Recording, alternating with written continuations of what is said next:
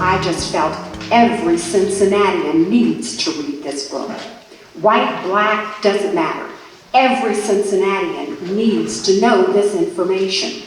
So I did eventually buy a couple of them, and I started reading the book out loud and posting them as chapters on my YouTube channel, which my son had to show me how to do that. And so I had each chapter as its own video, so you don't have to listen through 4 or 5 hours or something to get to your chapter. So that was a smart thing. And then I started inviting people to be chapter champions, because I knew that because it's a scholarly work, each chapter is an essay with footnotes and references. And I knew that people just weren't going to read it. That's why I read it out loud. And then I decided to get people to champion one chapter. No, you don't have to read the whole book. Just read one chapter, just one. And so I corralled my son, my brother, my son-in-law, and others to champion one chapter. And it has just become phenomenal. So even if you learn about just one chapter, that's something. Hopefully it will inspire you to read the entire book. But I felt, okay, we need something more. I've read the book, it's on YouTube. I've got chapter champions. They're bringing life to this book. What about art? And so my friend Jen Tim said, you ought to check with Cy Gosen. Cy Gosen, who's Cy Gosen? Oh, there he is. And he has his thumb on the pulse of the arts community in Cincinnati. I had no idea how far his reach is in the arts community. And he drew in the artists from Oak Hills High School and various other places. Poetry, the visual arts, the performing arts. So I am in deep gratitude to Saad for being kind enough and patient enough to deal with me, my spastic self, and help bring this book to life with this poetry. So without further ado, Saad, if you'd like to introduce yourself.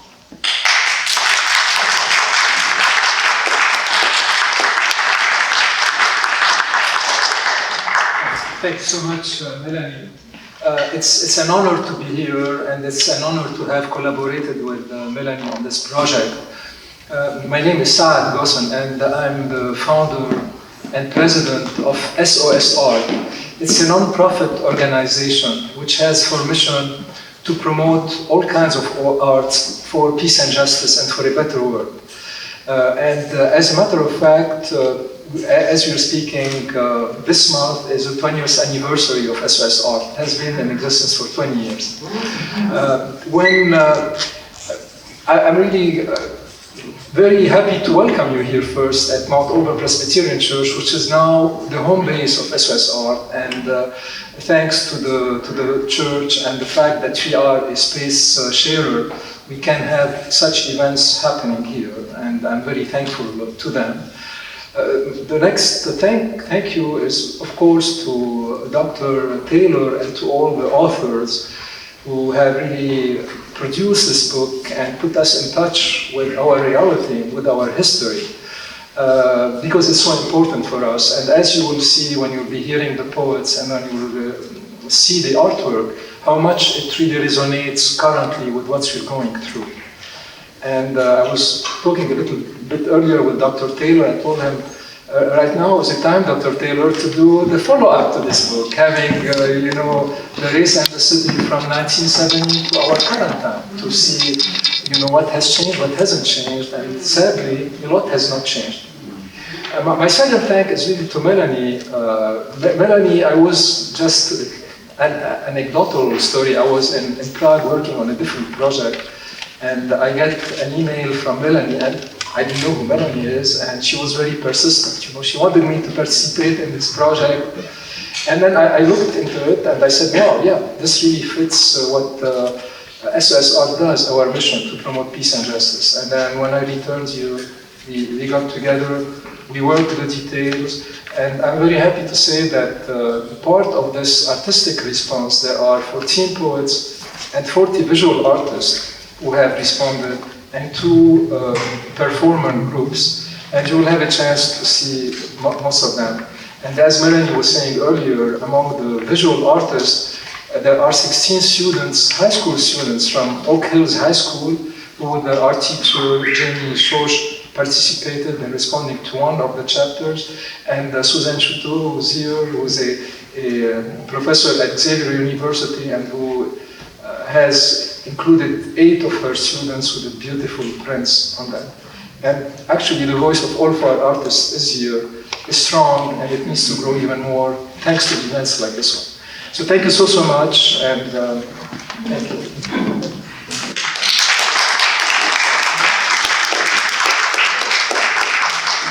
This is the book, Race in the City, Work, Community, and Protest in Cincinnati.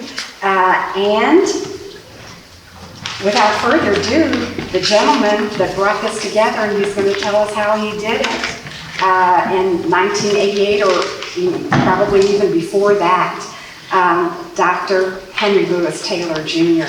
Don't get up yet just yet, you've got to give your accolades. He has a BS in speech pathology from Tennessee A&I State University, an MS in audiology, University of Tennessee, MA Urban History, University at Buffalo, PhD Urban History, University at Buffalo. He is professor of the Department of Urban and Regional Planning of the University of Buffalo School of Architecture and Planning. He is coordinator of the Neighborhood Planning and Community Development Specialization of the University of Buffalo School of Architecture and Planning. He is founding director of the University of Buffalo Center for Urban Studies, associate director of UB's Community Health Equity Research Institute. He is research associate, Medical Education and Educational Research Institute. And I quote Dr. Taylor, "The Center for Urban Studies seeks to understand the world so that we can change it. Towards this end, our team, which encompasses some of the brightest thinkers and doers in the nation, works to combine analysis with action as we work to improve cities and metropolitan regions." Thank you so much, Dr. Taylor.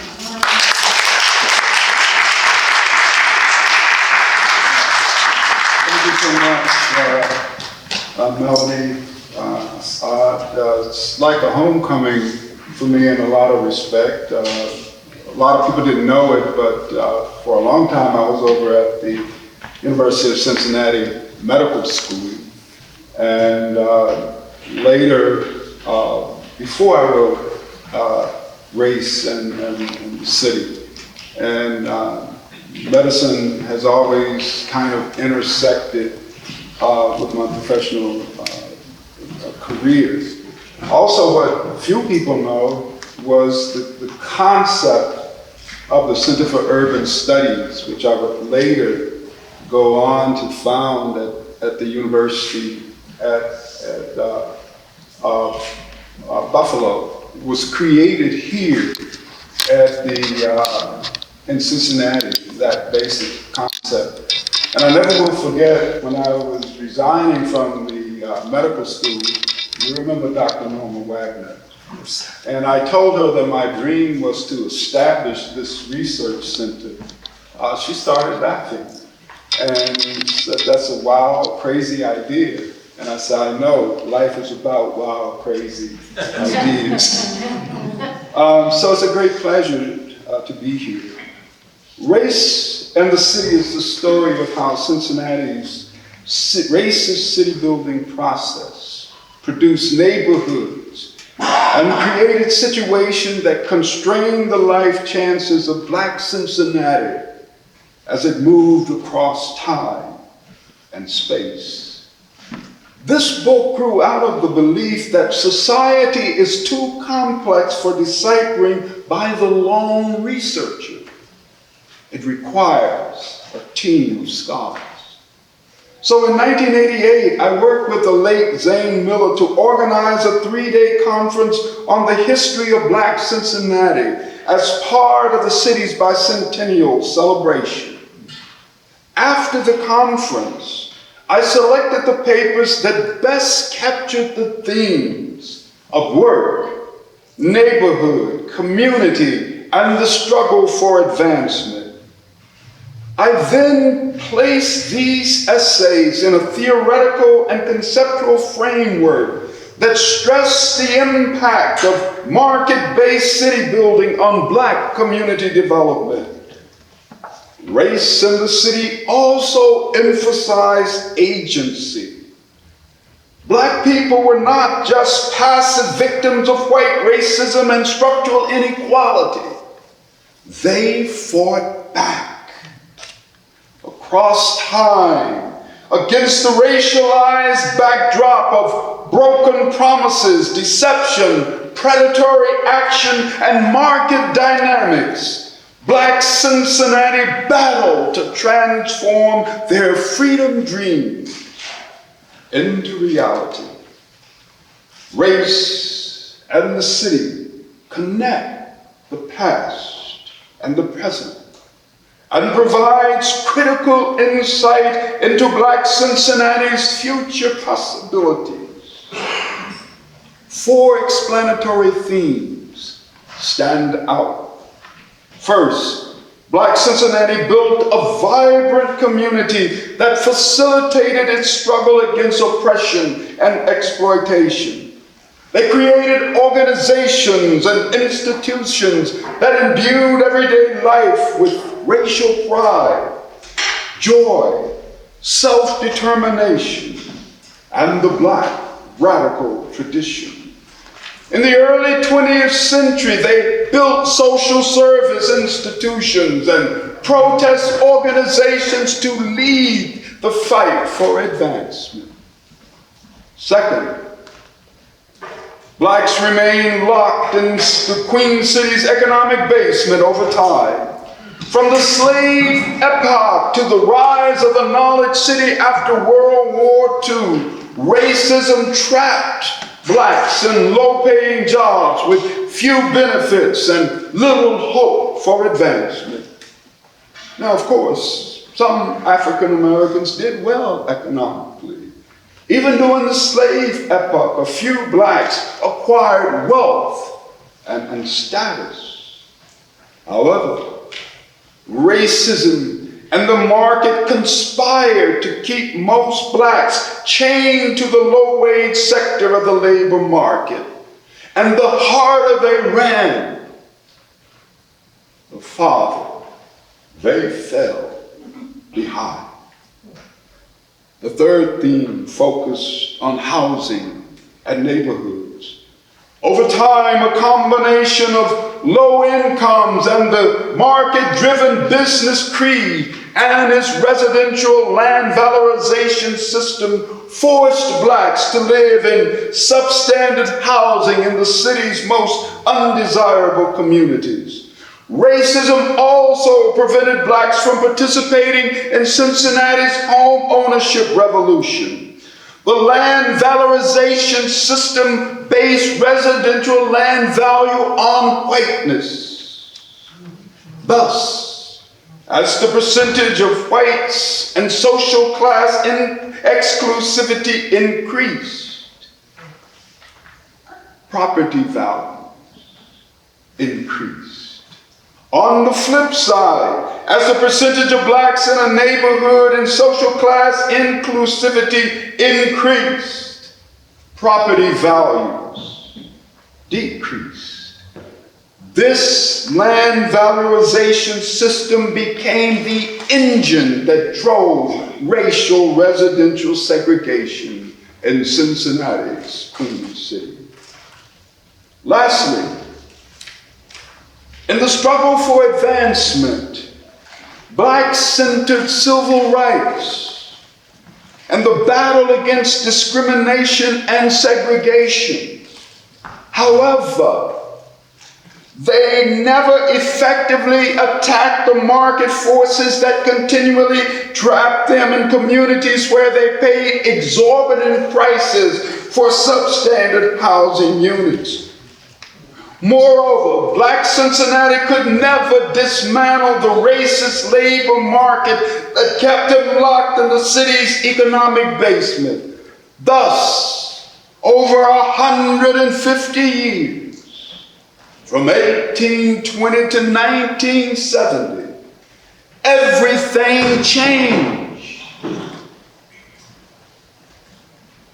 And everything remained the same. Thank you.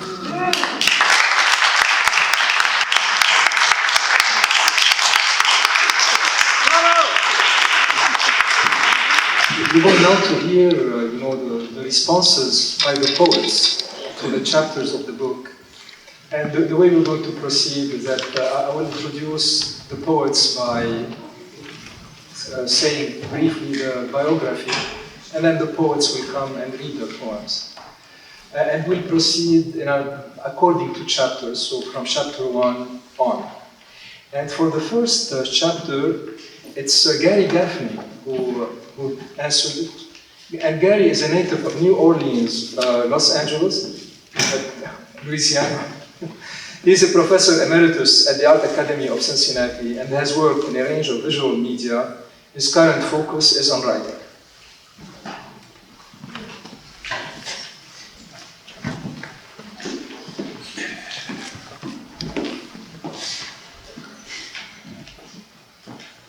When Saad grabbed me in his net, I looked at race in the city, thought it was really important, and picked chapter 1 because it was an overview. And my initial thought was, why would a white man from New Orleans even be asked to talk about race in Cincinnati? But then I realized I'm exactly the right person to do that. Because if we care about one another, we have to know something about one another. And in this kind of divisive world, if we're not willing to spend some time learning about one another, we're not going to move anywhere. So anyway, here's my poem. And I think you'll get the theme of division in it. It's called, so here's the lesson. A river is a boundary that laps both sides blindly, unless it flows between abolition and negrophobia, pushing pigmentation to one side or the other, carrying the oppressor forward, the slave is drowning. The law is a boundary, black laws walling out black voices. Yet walls surround white suburbia and keep in fear and privilege Negroes, they have the tenements as their place to scavenge for hope. The highway is a boundary, pushing aside where folks dwell and build community. White roads shatter neighborhoods where black human beings make life.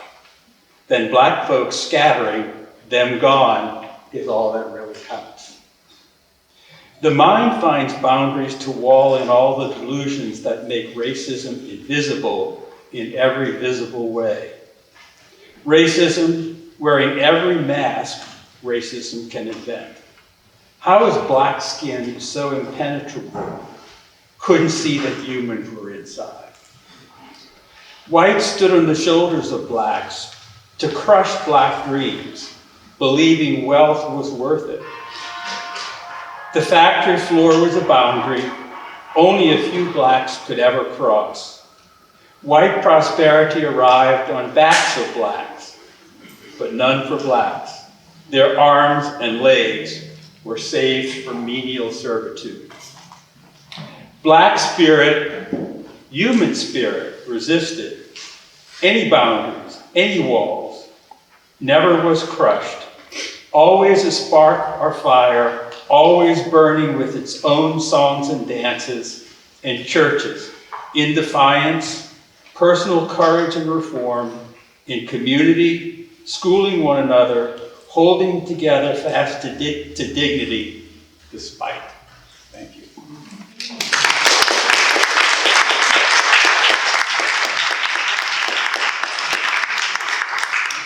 Thank you, Gary. Katie Wade has enjoyed a long career teaching English, creative writing, drama, and speech. Her poems have appeared in many anthologies, including several years in the Cincinnati Poets Laureate anthology. A full-length novel, Perfection, was published in 2018. She served for 10 years as Executive Director of Women Writing for a Change, a writing community in Cincinnati. Most recently, she was Director of a Leadership Development Program for Women Religious, and Kathy and her husband reside in Cincinnati. Okay. And please, share also your response to the poem as you read it. To the book, sorry.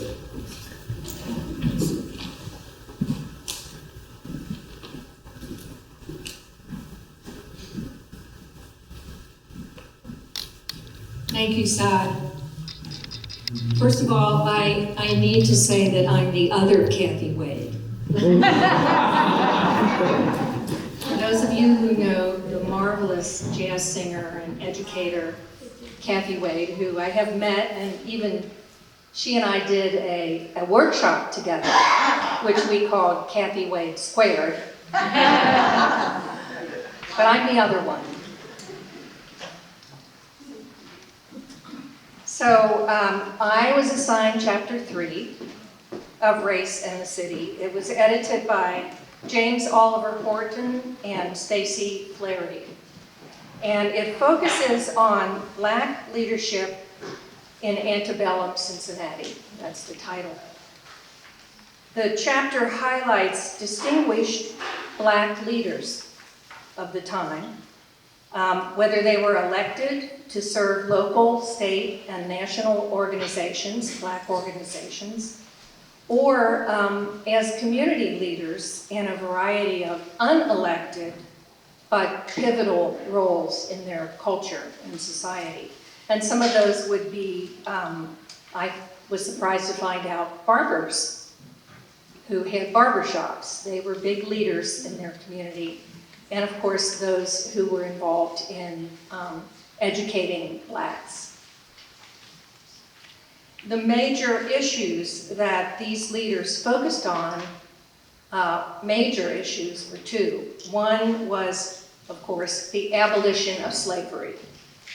And the other one was opposing the American Colonization Society's plan to remove free Blacks from Cincinnati and transplant them to West Africa. Wow. The editors Horton and Flaherty explain in the preface of the chapter that because the list of Black leaders was drawn from public documents and organizational records, it is, and I'm air quoting, heavily biased in favor of men. In fact, in their research list, which is drawn from primary documents mostly between 1830 and 1860, they gathered data on 82 Cincinnati Black leaders, but only 11 of those were women. And we all know the role of Black women as leaders in their community.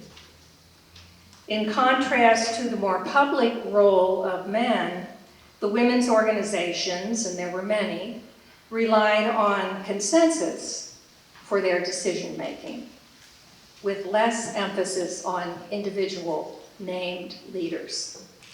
And I didn't know this, but I'm excited to see that all of the portraits over there came from my chapter. So some of my ladies, many of the men, but a lot of the women have been chosen by the artists, by the student artists, to highlight. So I'm excited about that.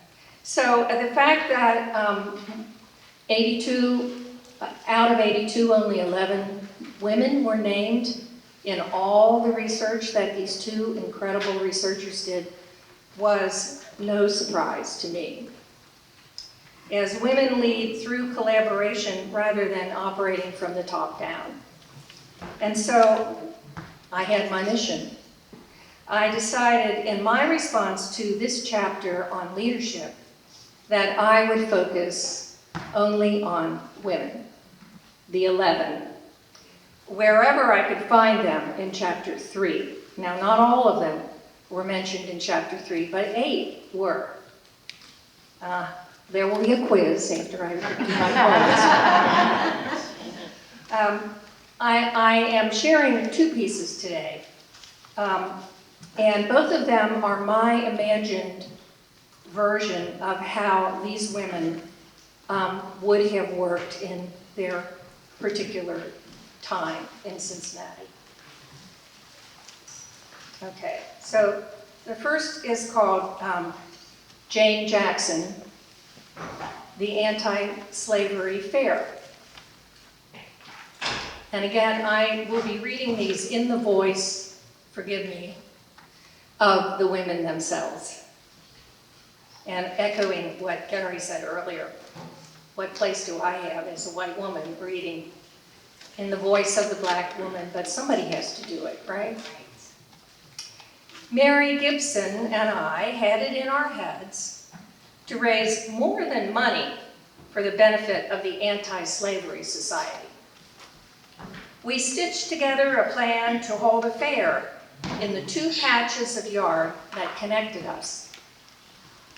Mary spent a handful of afternoons convincing Eveline Cooper and her sister Emma, along with Victoria Ball and Amelia Williams, to join our committee. In our part of Bucktown, bordering the river, the packed tight section we colors called home, the news circulated fast, so then Sarah Ernst and Elizabeth Coleman soon signed on. And since they led the sewing circle assisting fugitive slaves, that became our fair's crusade. Gathering clothing and shoes for runaways, winter jackets and scarves, since these brothers and sisters were fleeing from warmer climates and might be traveling clear to Canada. You would have loved our Sunday afternoon anti-slavery fair. We lured the men with lemonade and custard pies. We emptied their pockets of coins. We kept the young'uns busy with games and taffy. We filled up burlap sacks with shoes and shirts. We packed knapsacks with nourishing seeds and nuts and dried fruits. And when the sun set that evening, we fell into our beds, knowing that we, the ladies, were leaders in our own right, whether we ever saw our names on a plaque or not. That's Jane Jackson, the Anti-Slavery Fair. The other one I'll share with you is called Victoria Ball. And the title of it is We the Ladies. So this is in Victoria's voice. I read our resolution loud and clear. Whereas we the ladies, as wives and mothers, have been invited to attend and support this Ohio State Convention of Free Blacks in the city of Columbus in the year of our Lord, 1858, and whereas we have been deprived of a voice which we, the ladies, deem wrong and shameful, therefore be it resolved that we, the ladies, will attend no more conventions after tonight, unless the privilege of an unequal voice is granted. Be it known to all that I, Victoria Ball, chair of the Colored Ladies Anti-Slavery Sewing Circle of Cincinnati, who has also served this convention on countless committees, do hereby request this resolution be entered into official record. Well, I lead the women, straight-backed, out of the hall, the bang of the gavel echoing in our ears as we huddle in the hallway, excited that we've spoken, stood up for ourselves, wait breathless to hear how our husbands will react, how they'll likely consider they'll have to prepare the meeting rooms themselves now. They'll have to set the tables, fold the programs, press the lemons into lemonade, bake the pies, and stand over sinks, scrubbing the dishes and silver into the night, if their wives walk away from their husbands' refusal to give us the voice.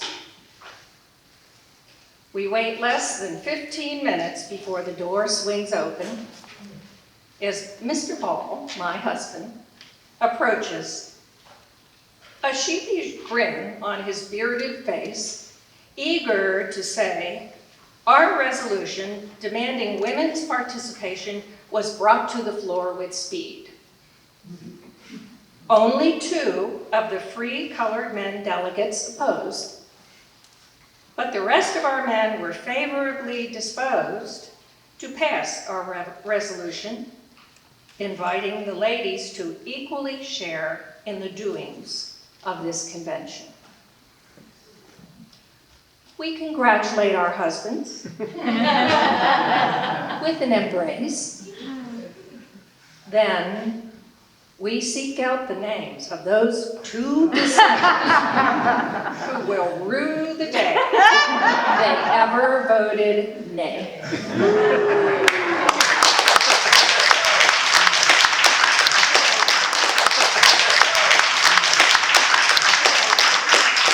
Thank you, Kathy. Michael Thompson responded to chapter 4. I was very lucky to be introduced to Michael and to include him in a couple of art projects that SOS Art is doing. Michael is a multimedia artist, poet, designer, and educator who actively works to create a living ecosystem around his art by making community relationships and education intimate parts of his work and process. He is currently artist in residence in both the Cincinnati Art Museum and Contemporary Art Center, and is the 2022 TEDx main stage speaker. Michael's current work, Sanctuaries, find him exploring and interviewing BIPOC creatives on their sacred spaces as part of a multidisciplinary book in his efforts to give an authentic and nuanced view of Black and brown art in America. Next one.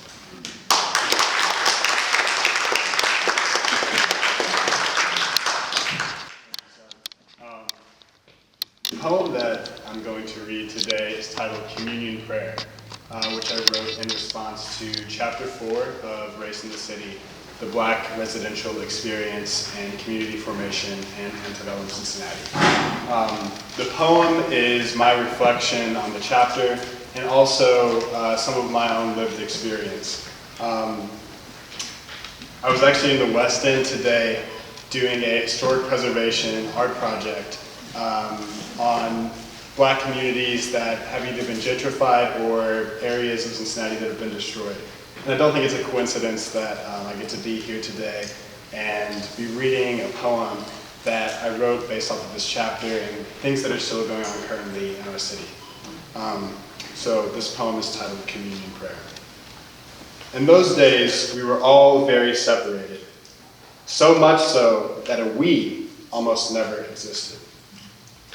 Trapped in the burrows of our own lives, occupation, shade, family structure, and all the other words I looked up in the thesaurus, ways for them to define and separate us, like cuts of meat, incarnate in the names which I'd placed so much worth in.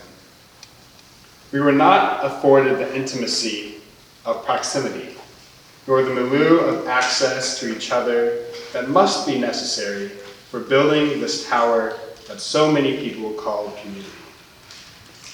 My father said we've been scattered like chicken feed, renamed like strangers at the Tower of Babel, by some invisible white god so high up that my neck hurt when I tried to talk to him. But when we all came together, I looked to my left and right, and stood and sat and dropped to my knees like everyone else around me. I didn't know if it was for my parents or for the Holy Spirit. When I closed my eyes to pray, all I knew was that I couldn't see the color of my own hands in front of my face. And when I was standing and sitting and kneeling like everyone else, I felt very much that we weren't as scattered as far as I knew we must be. Inside my head, I prayed my own communion prayer for a community I was sure I could call my own. And with my voice, I prayed like everyone else, our eyes facing the same direction, and our lips forming the same words. But no one said jinx. This wasn't a trick. And I kept my eyes forward as we said our communion prayer. Thank you.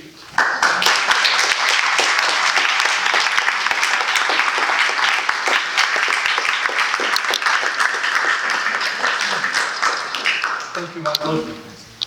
The poet who responded to chapter 5, actually a poet and a visual artist, because he has also a very powerful piece in the show, is Kemonte Figgs. I'm glad to say that Kemonte has become a very good friend, and that I'm so happy that his voice has been added to that. Kemonte is a self-taught Cincinnati native, bringing an impact to the youth in his community and positively influencing children to discover their true potential by tapping into their hidden talents is what he hopes to accomplish. Whether it's painting, writing poetry, singing, dancing, videography, music production, he believes there are so many different pathways our Black youth can turn to rather than the streets. Art has always been a part of him. As a kid, he found it easier to express himself by drawing and coloring. Inspired by his art teacher, Angela Mulcahy, at North College Hill High School, he dreamed of attending Columbus College of Art and Design to be a cartoon animator. While Figgs pursued a different path, he picked up a paintbrush and began expressing himself. In 2020, he became one out of 16 artists to create the Cincinnati Black Lives Matter street mural located downtown Cincinnati. As the creator of the Black Statue of Liberty that was painted inside the letter S in Lives, Kemonte's theme for the project was to shed light on justice, equality, and peace. He is a co-founder of the non-profit organization Black Art Speaks.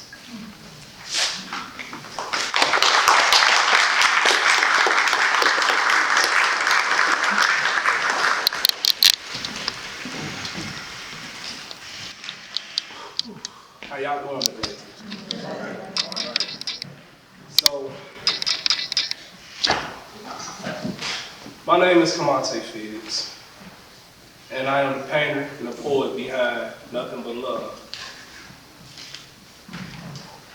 I wrote my chapter based off of economic decline of African Americans in 19th century Cincinnati. And if you ask me, what do this got to do with me? I say everything. Because I looked at it and I basically just saw a reflection of how history repeats itself today. Economic, the lack of economic, hold on, I'm sorry, y'all. Take these out. The lack of economic opportunity in our city has been something that I've witnessed my entire life, growing up in every neighborhood in Cincinnati, whether it's been in downtown, over the Rhine, whether it's been in Avondale. I see a lot of the same things. And in the chapter, it was talking about how people, the African Americans, weren't given the fair opportunities and were basically given shit jobs, you know, because they didn't really want to pay or didn't want to work next to a black man. And most of the opportunities were given to women. And the women were the strongholds of the family.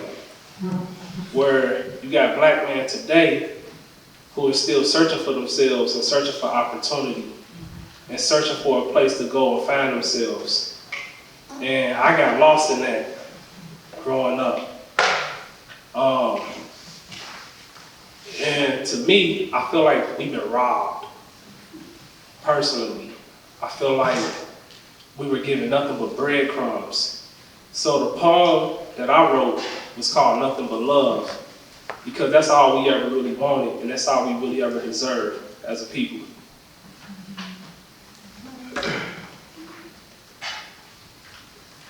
So,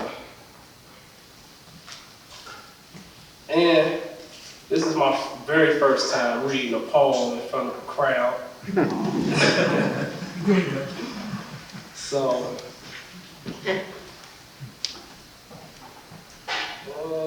here we go. And I got real deep and passionate with this, so I said, hold on, listen. My people died for a long time because we were taught to be nothing. Standing in the face of judgment, this system has always looked down on us as if we were nothing. Ever since the first ghettos, people of no color have expected us to be ignorant and to know nothing. Jealousy of the true identities, they robbed us of our culture and took everything from us as a result and left us with nothing. Jealous in the hood, they closed our recreations. Dead bodies on a hoopless basketball court, they said our youth shall shoot at nothing. Born with nothing but the color of our skin and branded with our slave masters' last names, when it comes to who we are, my people still know nothing. Destroying our families, it is not our fault that we are not used to having nothing. Exposing structural economic change and occupational decline among black workers in 19th century Cincinnati, its only purpose was for us to have nothing. To this very day, our women provide for our men and children even though we cannot reciprocate. Our queens do everything to give us nothing but love, so how come they receive nothing but hate? It is because the chapter was designed for nothing but heartache and nothing but mistakes, nothing but division and nothing but conquering the black race. As a black man, why should I punch a clock for pocket change till I'm old and withered away like the last second of the day? Just so a black man can go slave every day and get paid little or nothing. Just so a black man can give up on his dreams like his dreams mean nothing. No matter how many times God tries to communicate, he cannot get a call through because our people hear nothing. It's a reminder of the hundreds of years we served them. Our currency was water and breadcrumbs because they wanted the stomachs of our children to be filled up with nothing. No justice, no peace, no equality, and no reparations. Nothing but fear and nothing but tears. Paper genocide erased our names like we were nothing. Why do I have to explain it's wrong to call another grown man boy, trying to see what you can get away with so that you can make him feel like he's nothing? After reading your wrongs in this poem, I hope you don't feel like you're nothing like I felt like I was nothing. It's impossible to change the world when you look in the mirror and find yourself and see nothing. My people just wanted freedom to survive after all this time. For hundreds of years, we've been killed off like we were nothing. I've seen myself die so many times it's unimaginable to feel nothing. It's a miracle that we still have our voices, because when they treated us like nothing, we were told to say nothing. After all the pain and all the suffering, somehow we showed up to be more than nothing. I guess it was nothing but God's love that kept us from being nothing.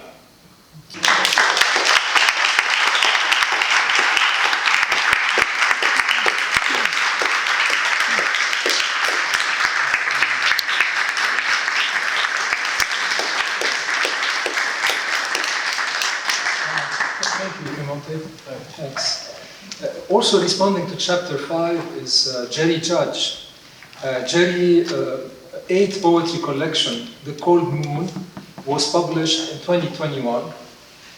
Jerry lives in the Cincinnati suburb of Finneytown with 2 royal felines and an earnest canine who tries to walk him twice daily.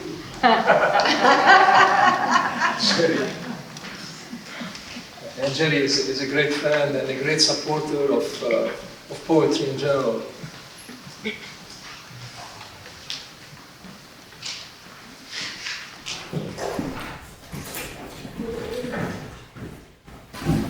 Thanks. Hi, everybody. Again, well, I have chapter 5, and chapter 5 is again was based on the occupational decline of blacks in the 19th century. And I know there's been some really good synopsis of chapters, but I didn't want to go into that. It's a very well-written chapter, but the baseline was basically, of course, there is decline. There's no opportunity with all of the discrimination and racism. But what really stuck out in that chapter for me, when I was reading it, was the black laws. I thought, how can any group of people have any chance when a state and a city feels the way they do about them to write the black laws and put it into law? And also the riots of 1829. And that's what spurred me to the poem I wrote. And in fact, the poem I wrote got out of control because I was feeling a lot of emotion while I was writing it. And it very much went into a personal essay or letter to the editor type of poem. And I wanted to beat it back into a poem, but my time was over and I had to turn it into sod. So I won't say it's a poem, but it's basically, a personal essay or letter. And this is called Dear Cincinnati. It could also be called Dear Ohio or Dear America, epistolary poem or writing. And, what is Cincinnati, what is Chicago or Cleveland? They all represent something different to all of us. But to me, I'm thinking back of the people who had an opportunity to do something different then and have an opportunity to do something different now. And so that's basically what I was writing the poem to. Dear Cincinnati, after reading Race in the City, edited by Henry Louis Taylor, and this is broken up into 7 parts. 1, it's easy to lie. As a kid, I believed you. Although a borderland city, I thought we were a free city from a free state. Damn, I had such reason to be proud, to smirk down my nose at bordering Kentucky, from which we saved slaves in the Underground Railroad. Oh Lord, I yearn to be free, and we helped free people by hundreds, if not thousands.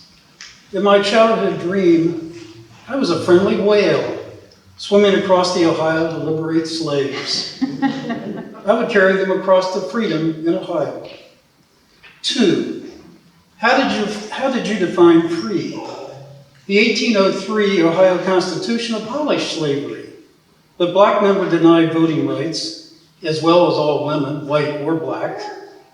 Like a possessed evil despot, Ohio then created the Ohio Black Laws. Cincinnati didn't teach me a damn thing about those laws in school.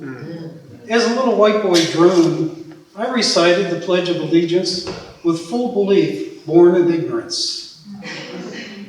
3, after statehood, Ohio disdained and didn't want blacks in Cincinnati or any other Ohio town. So black laws were established. Blacks had to post bond of $500 to guarantee good behavior.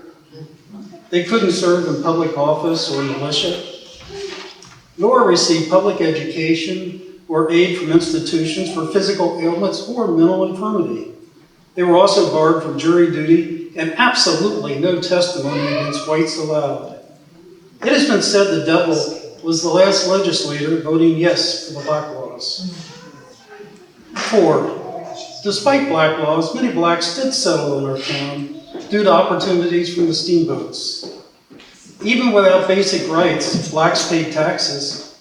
Rising sentiment against black settlement accelerated until 1829, when a proclamation was issued that blacks would be kicked out of town unless they paid $500 within 30 days. In August, the riots of 1829 began. Mobs of ethnic whites attacked blacks and their property. Blacks fought back and blood flowed. Close to half the black residents moved out of Cincinnati. Blacks who remained and black migrants were attacked again by white rioters in 1836 and 1841. Once again, history was muzzled. 5. Black Americans John Malvin and James C. Brown said, their desire to exercise their civil rights and live free from the trammels of social and unequal laws was their chief inspiration for moving to Canada after the riots. Cincinnati lost hundreds moving to Canada. 6. After the Civil War, there was a big decline in formalized racism due to legal decisions plus reform. This didn't help blacks in Cincinnati one damn bit. Great job opportunities never happened. A sinister and informal system of discrimination and racism smoothly rolled into place. The South made Jim Crow laws. We in the North pretended enlightenment. 7. On December 1, 1955, Rosa Parks was arrested. Everyone knows that. In May of 1859, Sarah Fawcett in Cincinnati boarded a streetcar. The conductor refused to allow her to ride, and she was tossed off. Sarah Fawcett sued the streetcar company and won. From then on, black women were permitted to ride the streetcar. How many people in Cincinnati even know about Sarah Fawcett? Lying can be omission as well as commission. Thank you all.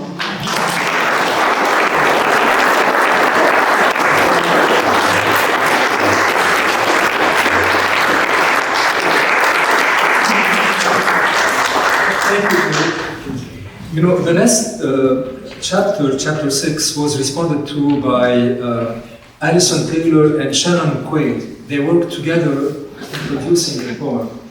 They couldn't be here today, and I said I will, will read the poem, which is not too long. So I just want first to say their short bio and their statement, and then Kim Moon was very kind to accept to read the poem. So Alison Covey Taylor is a writing professor at the Art Academy of Cincinnati. She is the managing editor of This Is WAAC, and her work has been seen in Business Insider and other independent literary magazines. She is currently working on a collection of short stories. She lives in Cincinnati with her husband and 2 daughters, and is passionate about bringing people together around words. Shannon Quaid is a writer and teacher from Cincinnati, Ohio. Her writing has appeared in various independent literary magazines. She is a poet who is working on her first novel. She lives with her husband, 3 sons, and her old man dog. And Alison and Shannon's statement is as follows. They say, Chapter 6 discusses city building, public policy, and the rise of the industrial city. As we read and considered the chapter, we wondered what a personified Cincinnati may have felt about the restructuring taking place. Cincinnati was the first city to adopt an official city plan, but within that plan, the neighborhoods would become segregated. Our response depicts how the city may have felt about these changes by telling the experience through her eyes, the eyes of the city. Thank you, Kim.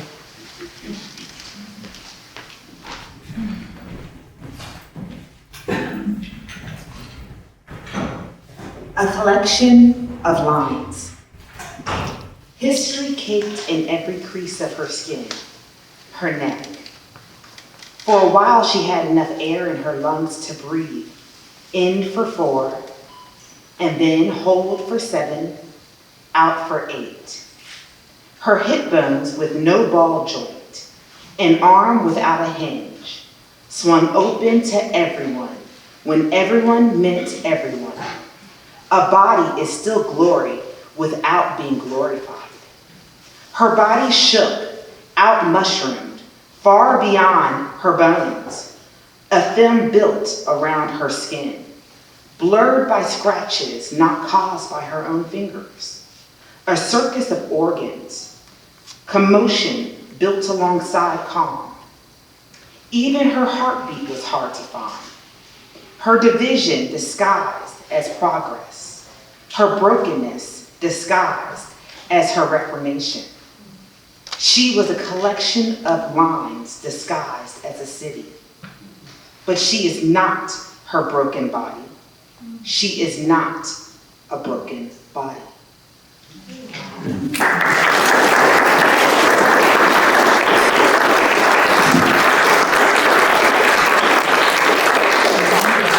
Thank you, Kim. Chapter 7 was responded to by a famous guy, Michael Burnham.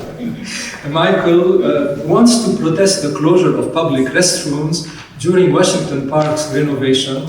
Michael Burnham read the book Everyone Poops while he sat on a toilet outside 3 CDC's office.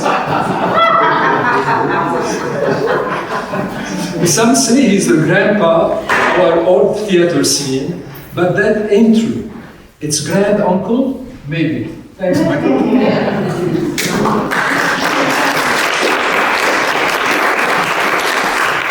Thank you. Chapter that I read has this great title. It's written by Robert B. Fairbanks, and the chapter is Cincinnati Blacks. Thank you. And the irony of low-income housing reform. Cincinnati Blacks and the irony of low-income housing reform, 1900 to 1950. I promised Assad that I would get this under 7 minutes, so you probably have to listen to me read for 7 minutes now. But the important part to me is that to do that, I had to leave out a lot of really important stuff about my own neighborhood. And among the things I had to leave out was the story of Joseph Schmidlapp and the creation of Washington Terrace, which now is I-71. So that you won't hear about here. This has prologue with a couple of quotes, 6 little sections, and an epilogue. And it's called The Racist's Lament. Prologue.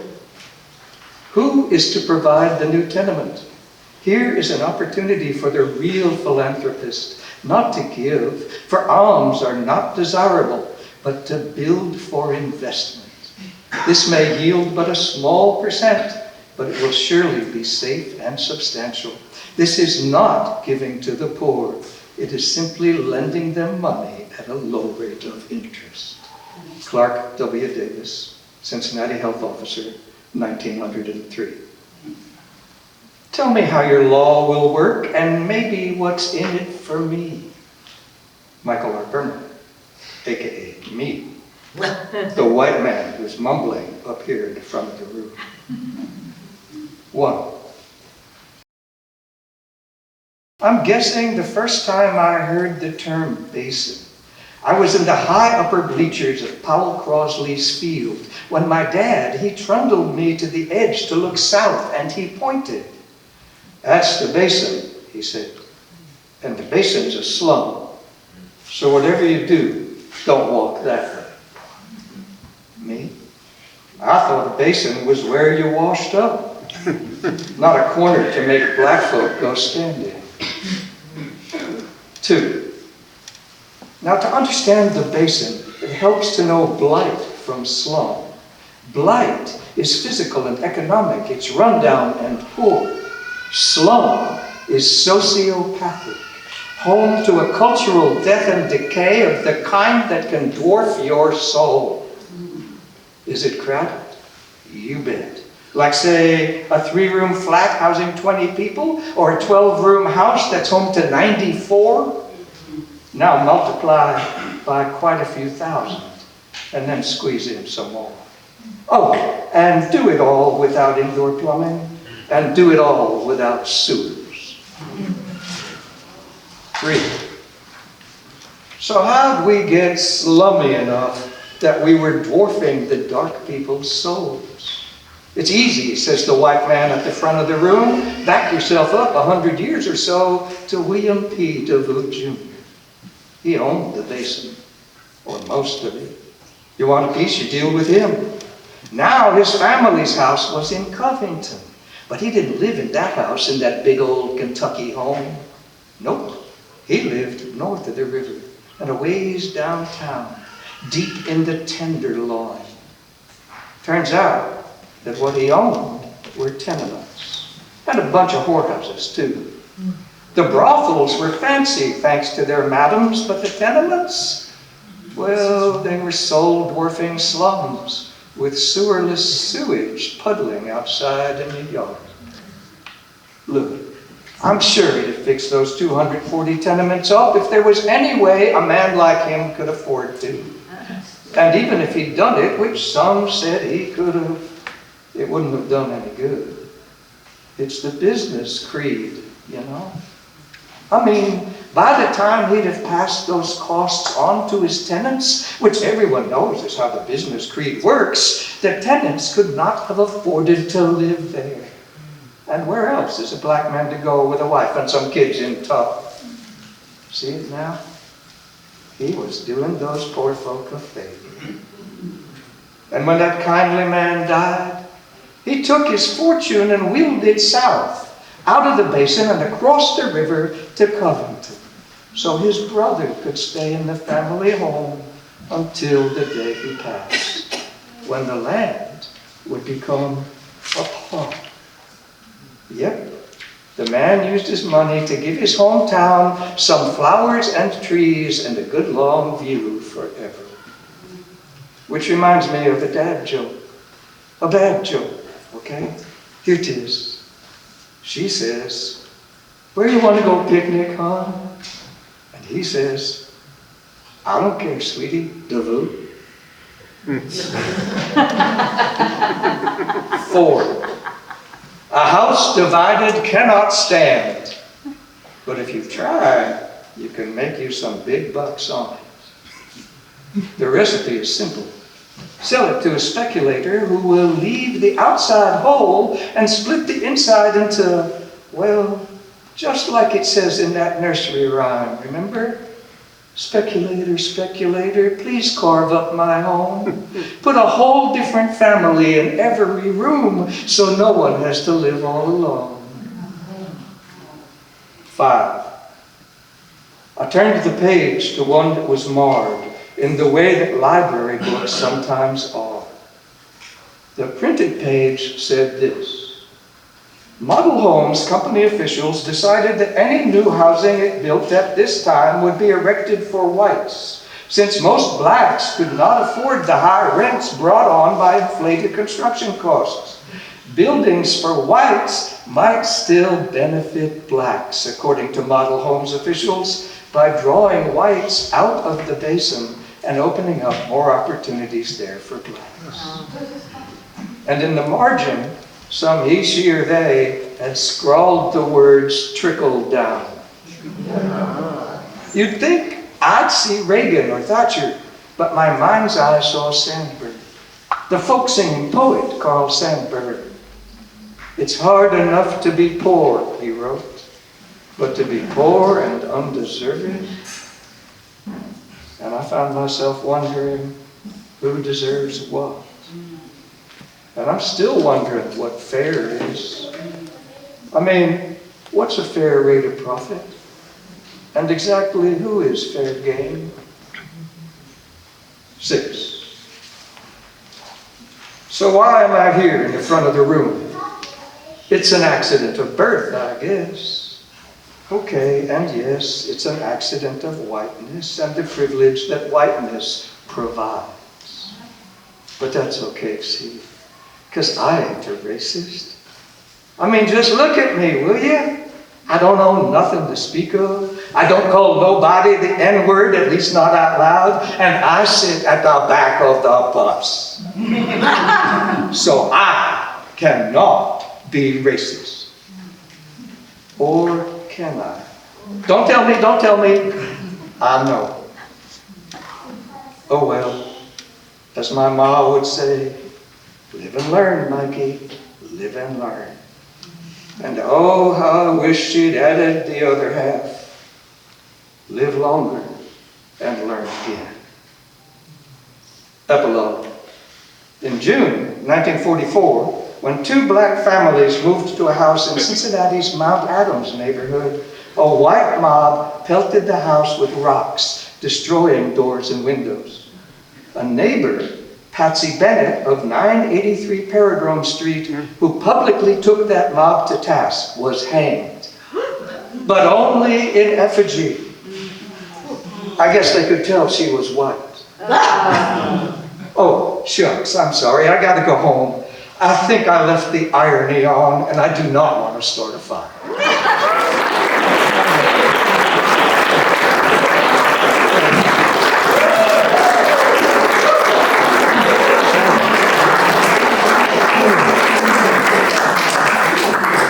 Thank you, Michael. You know, Tammy Brown responded to both Chapter 7 and Chapter 9.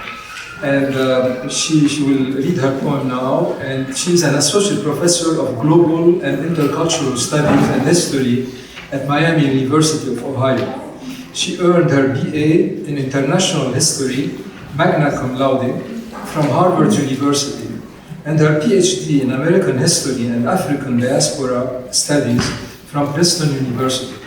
Tammy's teaching, writing, and service to her community are connected through her interest in art, social justice, and biography as a methodological approach. In her first book, City of Islands, Caribbean Intellectuals in New York, she uses the life stories of Caribbean intellectuals as windows into the dynamic history of immigration to New York and the long battle for racial equality in modern America. Her current book project, Hear My Freedom, is a biography of rock and roll virtuoso Jimi Hendrix, centering on the spiritual dimensions of his music. Tammy's research on race, feminism, art, and politics has been featured in various media outlets, and she has received numerous awards for her work. Thank you.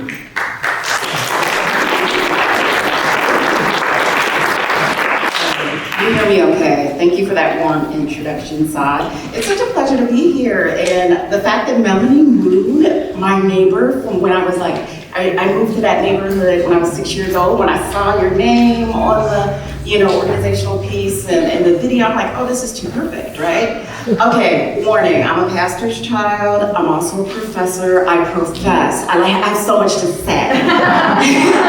But I'm gonna try to keep it to the point. Number one, growing up in Cincinnati, born and raised, I've always been aware of our unique history. We're this crossroads, right? Technical crossroads from slavery to freedom. The Ohio River divided Kentucky. Once you made it over the river to Cincinnati, you're free. But at the same time, we know continued racism, Jim Crow, racial violence. Freedom is not always truly free, right? The most famous story that's known is of Margaret Garner. Do you all raise your hands? Okay, I'm a teacher. Participate, please. Okay, Margaret Garner, real life story. The foundation of Toni Morrison's brilliant book, Beloved. This Black enslaved woman escaped to freedom in Cincinnati and decided she did not want her 3 children to endure the trauma, and she decided to kill her children.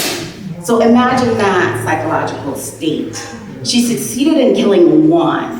And that child haunts the book Beloved, the Nobel, Pulitzer Prize winning book.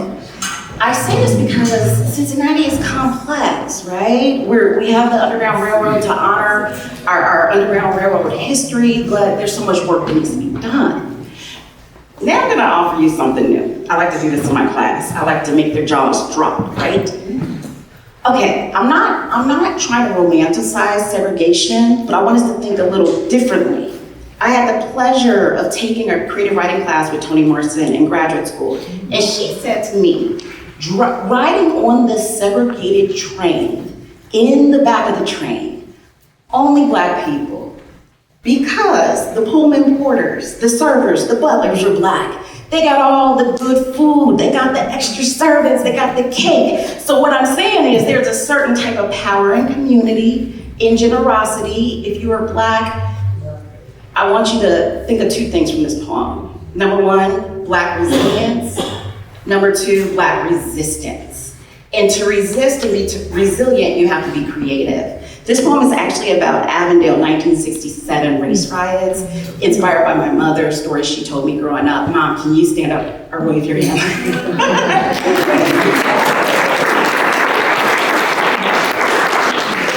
And this poem is based on newspaper sources, my own accounts, and photographs from 1967.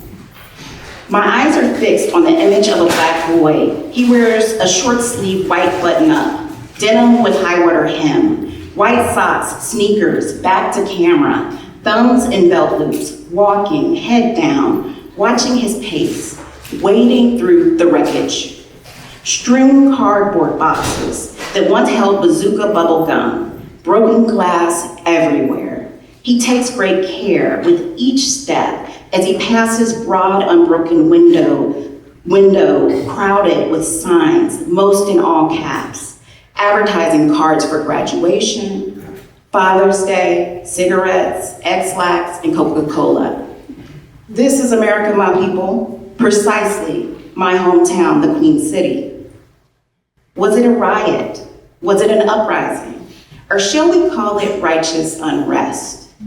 Sunday, June 11, 1967, police arrest a black man for exercising his freedom of speech at the feet of a leering Lincoln cast in bronze with Lady Liberty kneeling to inscribe Honest Abe's second inaugural promise on the statue's pedestal, with malice toward none.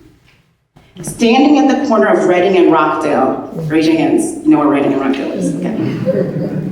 Standing at the corner of Reading and Rockdale, this black man carries a sign like a cross that reads, Lasky innocent, Cincinnati guilty, in support of his cousin, AKA the Cincinnati Strangler, convicted by an all-white jury in May for the murder of a white woman. So this is what sets off the riots, okay? Heat rises, and the mugginess is so thick we pray for rain. Citizens gather on the same block and protest morphs into flames, shattered windows, Molotov cocktails, bullets, billowing smoke. 700 Ohio National Guardsmen descend on the city, or was it 900? 1 dead, 63 broken and bruised, 404 arrested, 2.6 million in property damage. Rioters at the outset strategic, they target white businesses. Then a black-owned grocery is looted too. Disheveled shelves, overturned carts, canned goods thrown to the floor like hand grenades. Avondale, 1967, in a little white house on a hill where my mother was raised. Avondale, 1967, my mother says the neighborhood was never the same. My mother in the class of 1967 had plans to strut across Hughes High's graduation stage. Anybody else go to Hughes? Hughes in the house, okay. Hughes High graduation stage. Carefully coiffed hair, cap and gown, and diploma in hand until the city was set ablaze. 2 decades later, at age 11, I wear a white skirt, sky blue blouse, pressed hair rising in Cincinnati summer heat. The whole family dressed in our Sunday's best. We attend my mother's 20th class reunion, the graduation ceremony that she never had. Was it a riot? 55 years later, I seek out the man with the speed graphic camera for revelation. Okay, photographer C. Smith is a local treasure. Anybody know the photographer? He's the truth, okay? So I seek out revelation. Avondale, 1967, C. Smith, photographer for Ghetto Magazine, adorned in a dashiki, keeps watch daily on Reading at Rockdale and on Vernon, shooting the flames and fury in black and white. 50 years later, the man with the third eye remembers, quote, Avondale had everything back then, and nearly all of Ghetto Magazine's advertisers were black businesses in Avondale and the West End. I cannot count the number of times my mom told me about the mom and pop shops ransacked. In that melancholy recollection, my mother also reminisces about the boundless wealth and beauty in that all-black utopia of her youth.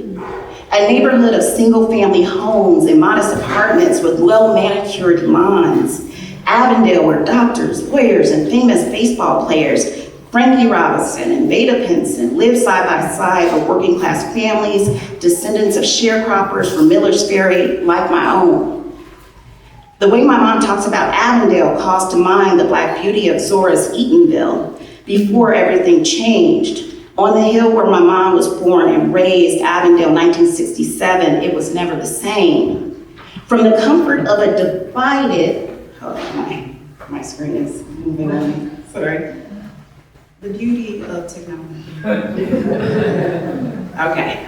From the comfort of a divided distance. So this is when I, the historian, I'm in conversation with journalists writing about this. And I, as a pro-Black proud woman, have different opinions than some of these journalists, okay? So from the comfort of a divided distance, journalists cite no jobs, poor housing, and an inescapable ill ease. But my family, the founders of this American hustle, testify they kept jobs and baked and sewed and painted on the side and laughed loud in summer, sipping soda pop on the tiny front porch to escape the inside heat. And grandma kept that little white house on the hill immaculately clean. So maybe they were devout disciples of Fannie Lou, sick and tired of being sick and tired. They sought their own redemption through fire. Thank you for bearing with me.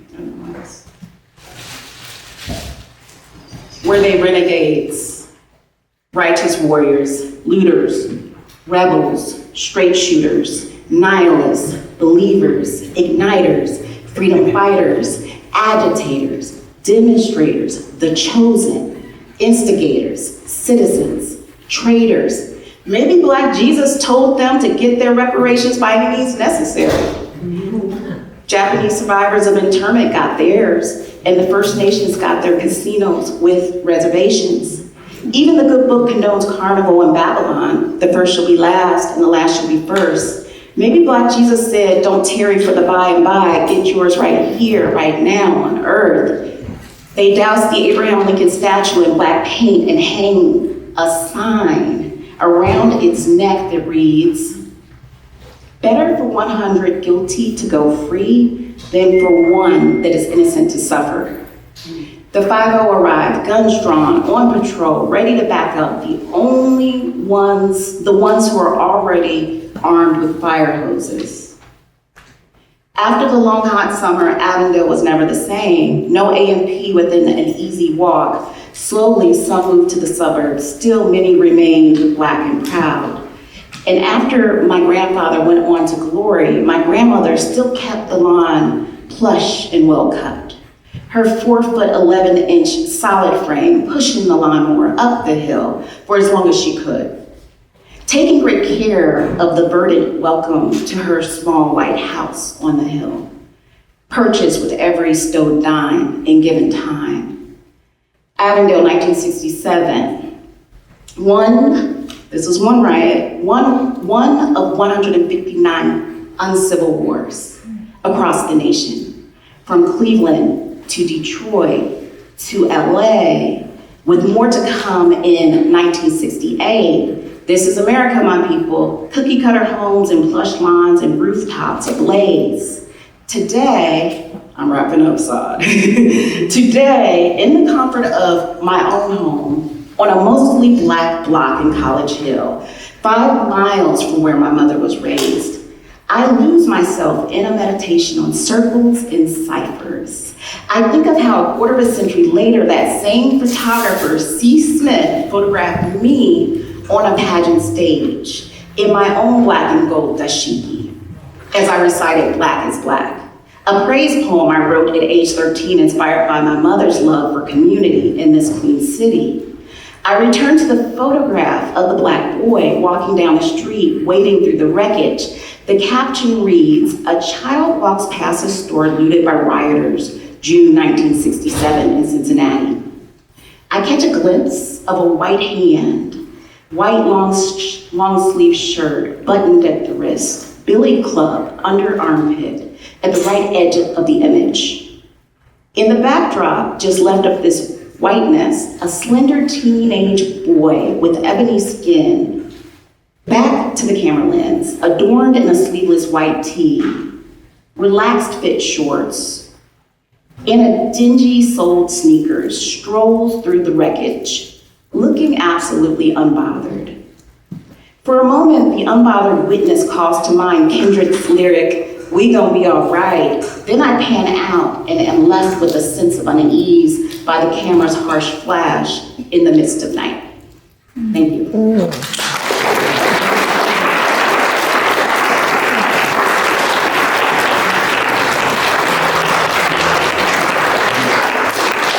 Thank you, Tanya. Coletta Hensel responded to chapter 8, and it's a real honor to have Coletta adding her voice to this event, and so you can all hear it. Her newest poetry collection is Heartbreak, an exploration of the intersection of gender and place in Appalachia.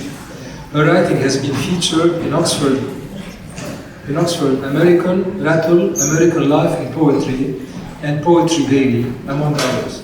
Coletta was Cincinnati's first poet laureate and is the 2022 writer in residence for the Public Library of Cincinnati and Hamilton County.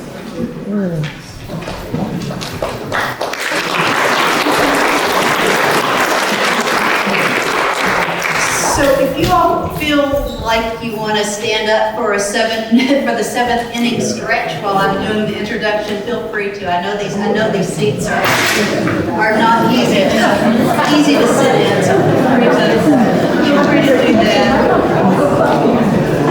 So as Son said, I chose chapter 8.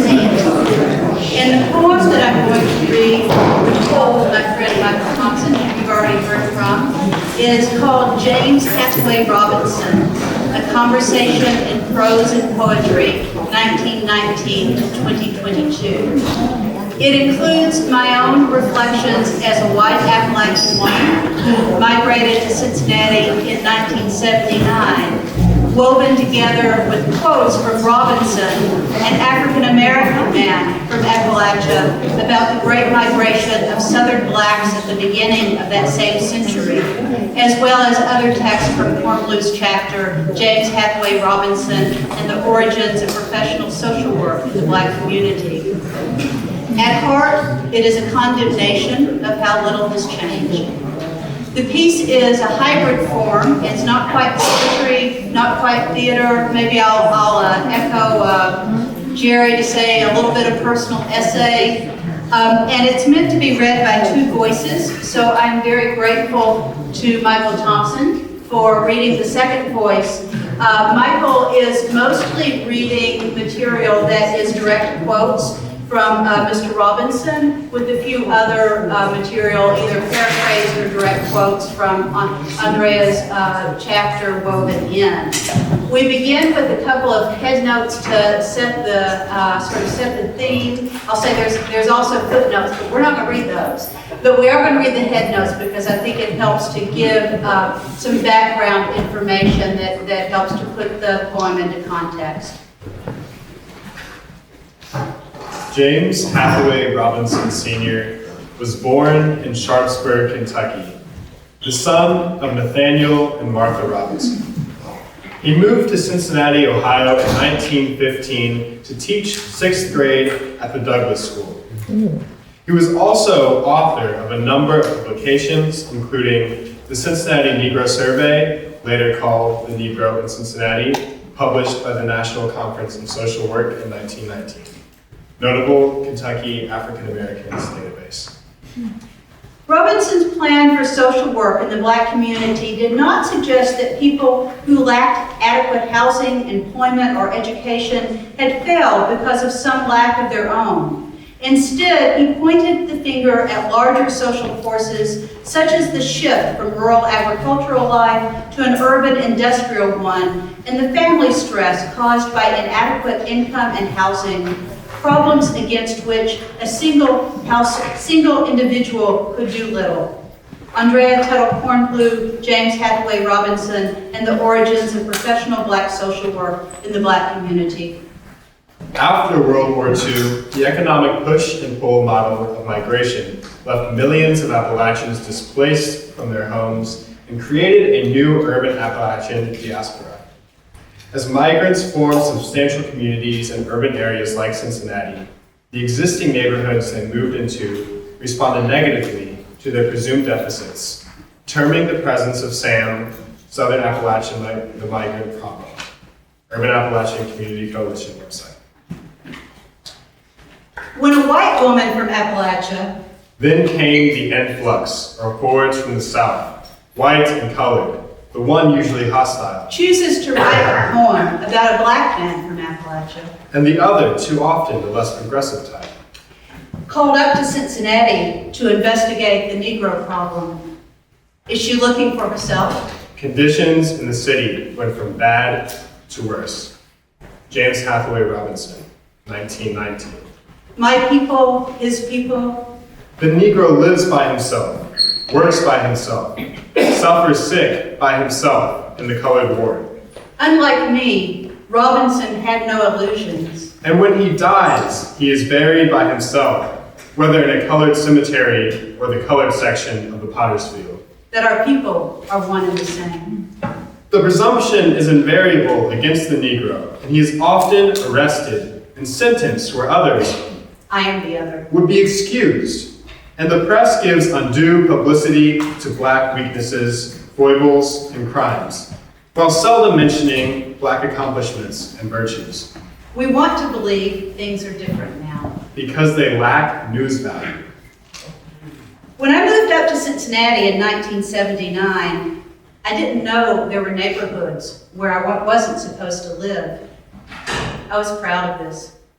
In addition, he reported the almost universal tendency Integration or gentrification. to charge black tenants higher rents. My ignorance is inexcusable. Robinson outlined specific economic causes in the South for the migration of Southern blacks to the North. Low wages, high prices, the disadvantages of crop-land system, flood destruction, and the boll weevil.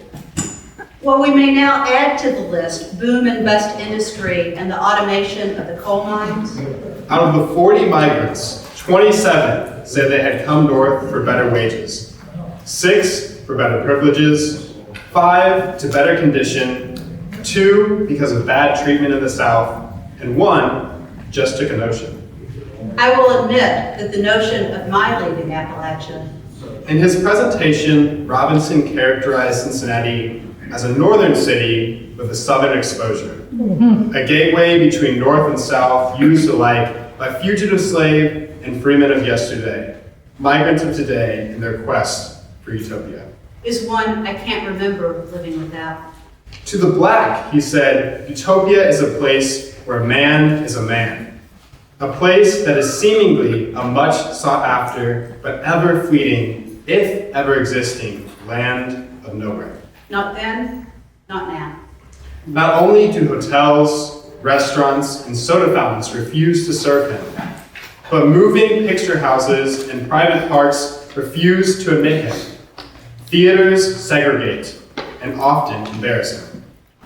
But God bless the child who's got his own, right? The black business community was not large, and he found it tended to be dominated by the small shops run by such entrepreneurs as undertakers, barbers, tailors, cobblers, beauticians, Until he doesn't.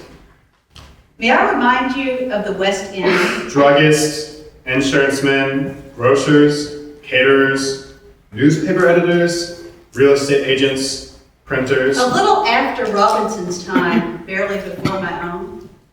The professional class, on the other hand, was of considerable numbers and included doctors, dentists, lawyers, ministers, teachers, and social workers. In 1958, 25,737 people lived in the section of the West End that is now called Queensgate. Even among this more successful group, however, Robinson pointed out that various handicaps prevent the development of men of wide reputations. About the same population of today's Oakley, Hyde Park, and East Walnut Hills neighborhoods combined. Progress or displacement? I won't honor that with a question mark. Robinson called for the self-origination of group consciousness. In 2006, over 25 years after I moved to Cincinnati, my husband and I bought a house in Paddock Hills. Among the city's black people. Cincinnati's best kept secret, according to our community website. Built in the 1920s and settled first by Catholics and then by Jews. And for the campaign of education among white people. The first black families moved to the area in 1966. Racial discrimination, Robinson thought, was based in the white people's ignorance of black life. And according to that website, Paddock Hills was racially integrated racially balanced by 1975. Knowing little of his aspirations, handicaps, disappointments. And has successfully maintained integration ever since. In 1919, at the main entrance to the Douglas School, the only remaining all-black public school left in Cincinnati from the 19th century colored school system, 4 huge black placards confront the visitor. In 2006, each corner of our yard abutted yards where black people lived. These proclaimed the following slogans: self-control, In the last 10 years, self-reliance, by my informal and unscientific count, self-respect, white has replaced black and race pride. in almost every real estate transaction. R.H. Lovell, a journalist who visited the school during the First World War to discover Integration or disintegration? what the Negro asked of white America in the ways of a fighting chance to win democracy. I think Lovell was white. Noted that the example of Douglas School represented I haven't found anything that says one way or the other. the chance to teach the world the supreme truth that democracy means not the wiping out of racial personality, But in the newspaper announcement, but rather the cherishing of racial difference and the enabling of diverse stocks for the enrichment of us all. what may or may not Lovell also argued that black parents preferred to send their children to Douglas rather than to racially mixed schools, have been Lovell's wedding. and that the colored community is overwhelmingly in favor of the separate school. Colored does not appear by his name.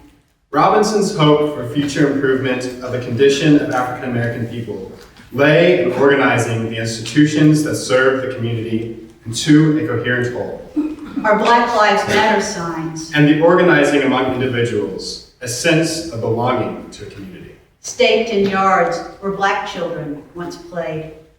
But Robinson did not describe what had attracted him to the Queen City, a town with a Southern racial relationship.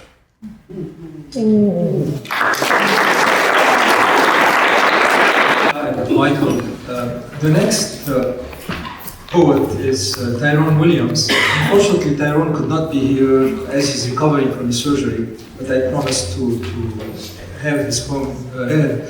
I'm going to give a short bio about him. He teaches in the English and Race, Intersectionality, and Gender Studies departments at Xavier University, as well as in the Philosophy, Politics, and the Public Honors Program.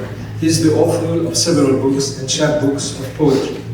And Tyrone wrote about his poem. He said, in my poem, Avondale, I try to humanize, give voice to both the aspirations and frustrations of an ordinary black Cincinnati resident living on the cusp of the 60s. In the preface to the Miller and Lewis book, Race and the City, we learn that black residents paid a number of poll taxes for city services from which they were excluded thanks to de facto, not de jure, discrimination and racism. In this context, I try to capture a black resident's ambivalence regarding freedom, knowing that just across the Ohio, blacks suffered even more the after effects of slavery, yet still desiring something more than the meager freedoms black Cincinnatians actually had. And Kim Moon is going to read poems.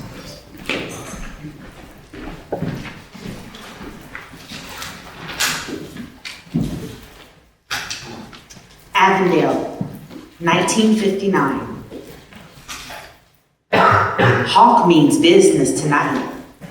Cold gusts cutting around these big old buildings, cutting through my thin coat as I wait in line to pay taxes for the schools my Georgia can't attend. For the trolley splashing mud in the shoes as it passes me by. Do the best I can by Georgia. She learns her little scripts, memory her numbers before I head out to walk to work. Hope for more than just this little freedom for my little girl, watching her father get up every morning. Free to look for work, long as he doesn't look too hard. And the three of us free to live where we please, long as we don't stray too far from the black bottom. We's lucky, the papers say, living on this side of the river.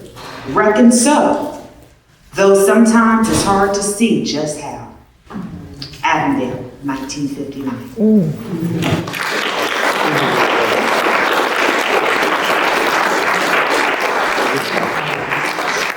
Beautiful and sad at the same time. The next poet is Shelley Ruther, and Shelley responded to chapter 10. Shelley was born and raised in Detroit, but has lived more than half of her life in Cincinnati and Newport, Kentucky. She is the Associate Professor of American Literature at the University of Cincinnati, with a special interest in African American literature. She is Director of the Medical Humanities Certificate and of the brand new Disability Studies Certificate at UC. She is editor with Jonathan Kulik of Mockingbird Grows Up, reading Harper Lee since Watchmen, and writes on issues of race and disability justice with works including an op-ed on Nathaniel Jones in Cincinnati.com. Shelley.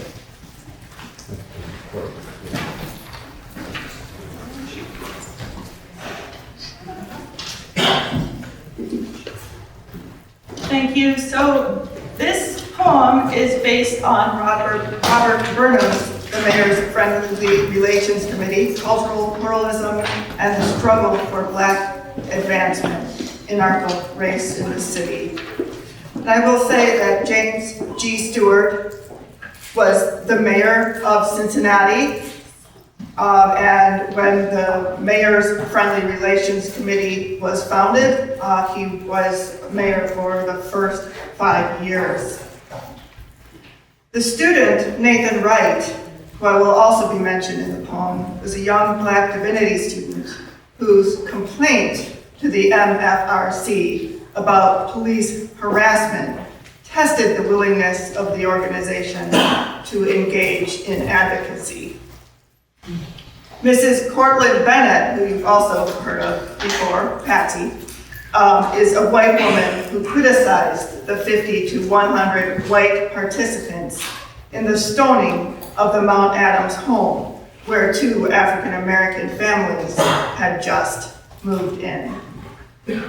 So now to the poem, and this will be signed to the best of my abilities. I have just been learning sign language, and as ASL, I should say specifically, and a portion of the poem will be signed. So the poem, where is the elephant in the room? The Mayor's Friendly Relations Committee in the year 1943 to 1949. A history lesson in verse. Whereas the war was not forgotten as segregated troops built democratic nations, when here it wasn't true. Whereas Detroit had just stopped burning, its embers floating round, when Cincinnati said they had to calm our city down. Whereas they came together, the Chamber of Commerce, the CIO, B'nai B'rith, and the NAACP, Catholic Charities, and the Negro Welfare League. We shall work in harmony. So where is this elephant in the room? Hopes were riding high that day when Black leaders met the mayor, teachers, and head of the Community Chest Division of Negro Welfare. Maybe the mayor thought one thing and the NAACP another when lessen the chance of freedom here became tolerate each other. Still, they were assembled. Lawyers, doctors, businessmen, the resolution firmly held that they could all be friends. 9 of them were Jewish, 10 were black or brown, 100 strong and counting from all around the town. We are cultural pluralists. The message sounded clear, but how can it all be rainbows when blood is in the air? But what happened in Mount Adams to the families, the parents and children, and Mrs. Bennett's effigy? Cops wouldn't cut it down. Not welcome here if black, said CCM and Brickmen. Coney Island wouldn't budge, nor would Mills Restaurant. 45 saw hate strikes and glorified Homer Lumpkin. The West End Civic League spoke up, but the MFRC said gradualism. And there is the elephant in the room. After a rape allegation, the Eastern Hills Lions took off. Cincinnati vigilantes, the MFRC, should watch, but they wouldn't take a side. It wasn't their stake to claim. In 1948, though, they rode the freedom train. They called the student Nathan Wright a public headache. They said that the editors, Taft and Ferger, were only fanning the flames. And what elephant in the room?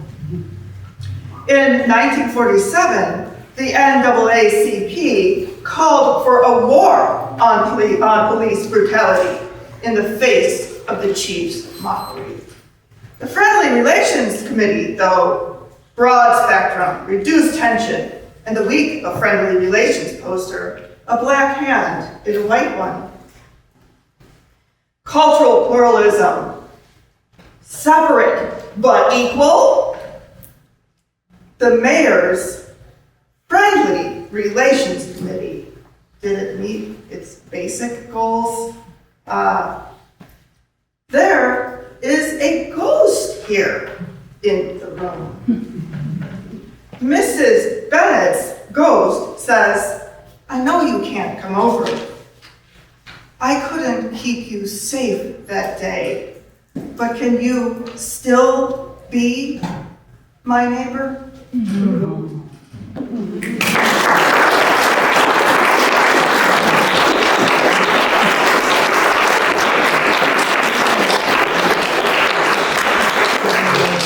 Thank you, Shelley.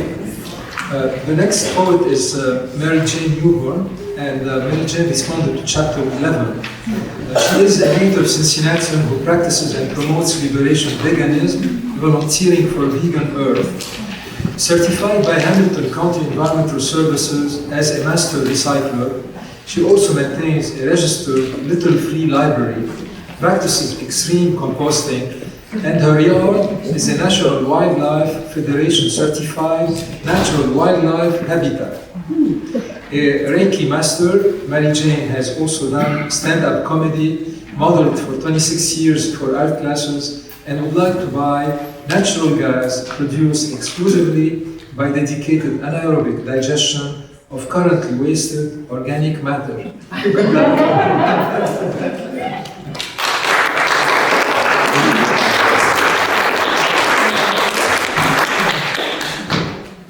First and foremost, this book, Dear White Friend by Mel Gregley, he's a local author, and this is a great companion to Race in the City. And for any white person who wants to know, what can I do? This is an answer. For anybody who has white friends, this is a good book to tell them about. Okay. So chapter 11 is called Behind the Scenes, the Cincinnati Urban League, 1948 to 1963. And like Shelley, it follows on from Shelley's about the Urban League worked behind the scenes to talk to influential people, to try to come to arrangements to make things better. So this chapter is about the desegregation of Coney Island. And so it took many years for the Urban League to try to try to get things to change. But then there were also activists who were picketing and demonstrating and going in. And the chapter says that it was between the two, the people working behind the scenes and being all civil and friendly, and the people out there making demands, that both together is what brought about desegregation. So, like some people have expressed, when Saad asked me to do this, I thought, but I'm a white person. What business do I have? But I thought, okay, I read the chapter, and I thought, well, Coney Island was always important to me in my life. In fact, I had a dream in Coney Island that I was going to for decades in my dream. So I call this Bemusement Park. And the company where my father worked had an annual picnic at Coney Island. It was an exciting time to go on rides, to eat carnival foods, and laugh and glee. I did not know that there were children who were not allowed this joy. I did not know to ask. Nobody told me. Later, when I worked there at the haunted house, marveling at the shrieks and screams of young black women venturing inside, I wondered why, but did not know to ask. Nobody told me that Coney Island had been segregated, then integrated, and these young women now had a safe place to release a little of the terror that had been haunting them. On Orphans' Day, I saw a boy with albinism who had pale hair and eyes and skin, and pondered that he was black, and yet his color was like cream, a paradox. Working elsewhere in a crew of women temps, our black supervisor wore overalls, and his boss, who was Lebanese, wore a suit and would be considered white. But both of them were the same color. These puzzles remained unanswered. Maybe teaching children what really happened in this country, on this globe, would not make them uncomfortable, because they are curious and want to know reality. Ignorance is painful and dangerous. Our culture has been teaching hypocritical race theory for 400 years.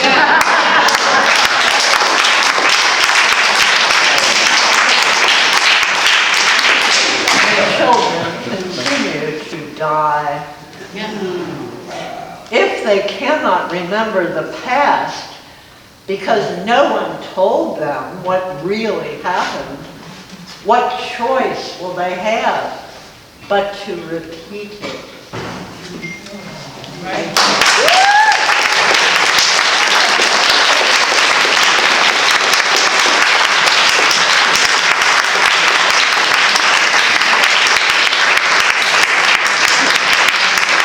Thank you, Mary Jane. More poetry. Phillips, who had responded to chapter 2, was not here at the beginning, but she's here now, and she's going to read her poem.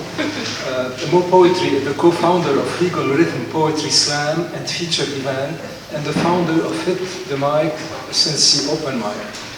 She is a contracted poetry and workshop facilitator and event curator. Her most recent accomplishments include being an artist in residence for Woodford Academy, recruiting, curating, and hosting the Juneteenth Voices of Freedom project for Lydia Morgan at Kennedy Heights Arts Center, and performing at various corporate events through ArtsWay. Thank you.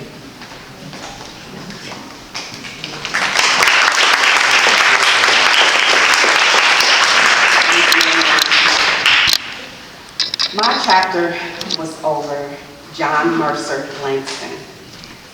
This is my piece, The Unheard and Unknown First. John Mercer Langston, another name hidden from history lessons. Being born free doesn't mean you are protected. You still live in the land that birthed the atrocities of your oppression. Century-long attempts to be the first elected, fighting for equal voice instead of being muted and disrespected. Will we the people ever include me? His struggle foreshadowed what the present would be. In John Mercer Langston's day, there were only whites and only black schools you could attend. Now schools whitewash their curriculums as we live with encrypted messages like Make America Great Again. It was only great for the slaveholders, and then it was great for Caucasian men.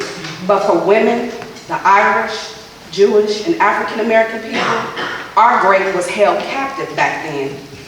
John Mercer Langston saw people running for freedom through the Underground Railroad. Like bloodhounds, fugitive slave laws brought them back to their hometowns. Those that assisted them were punished for helping them get across. Slaveholders wanted cash crops for profits. They couldn't afford to take a labor loss. John Mercer Langston saw how African Americans were treated during the Great Depression and through voter suppression. It made him forget the brief economic boom where black businesses bloomed. The truth is, we are laborers and builders of a house, but unable to come into the room. John Mercer Langston was a symbol of hope, just like the Statue of Liberty is a symbol of freedom, universally known from sea to sea. Systemic racism is a hidden statue. We don't fight hard enough to take down. We bow instead of taking a knee. Systemic racism is a prison that has no borders you can cross over to be free. Still today, there's no free countries or states when oppression becomes the universal law.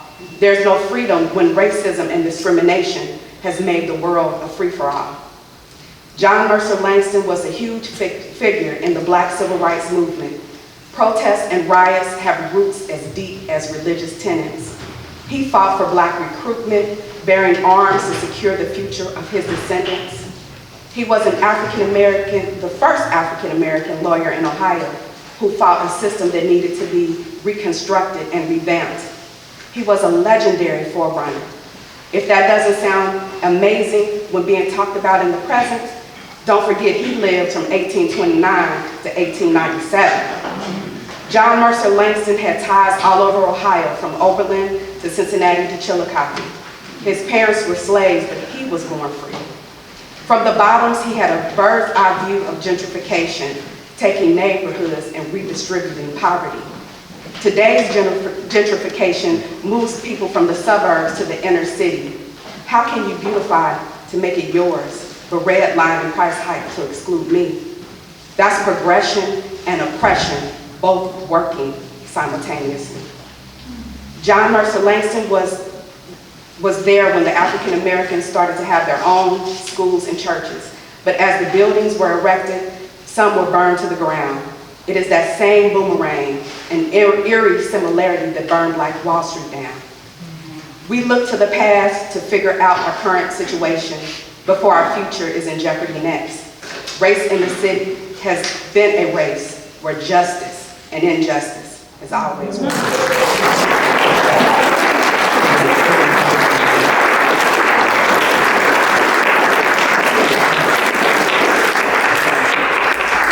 Thank you, and thank you to all the poets who were very kind to share with us their feelings, their responses to the chapters, reading the poetry. We're going to take a short break right now. Resume in 15 minutes.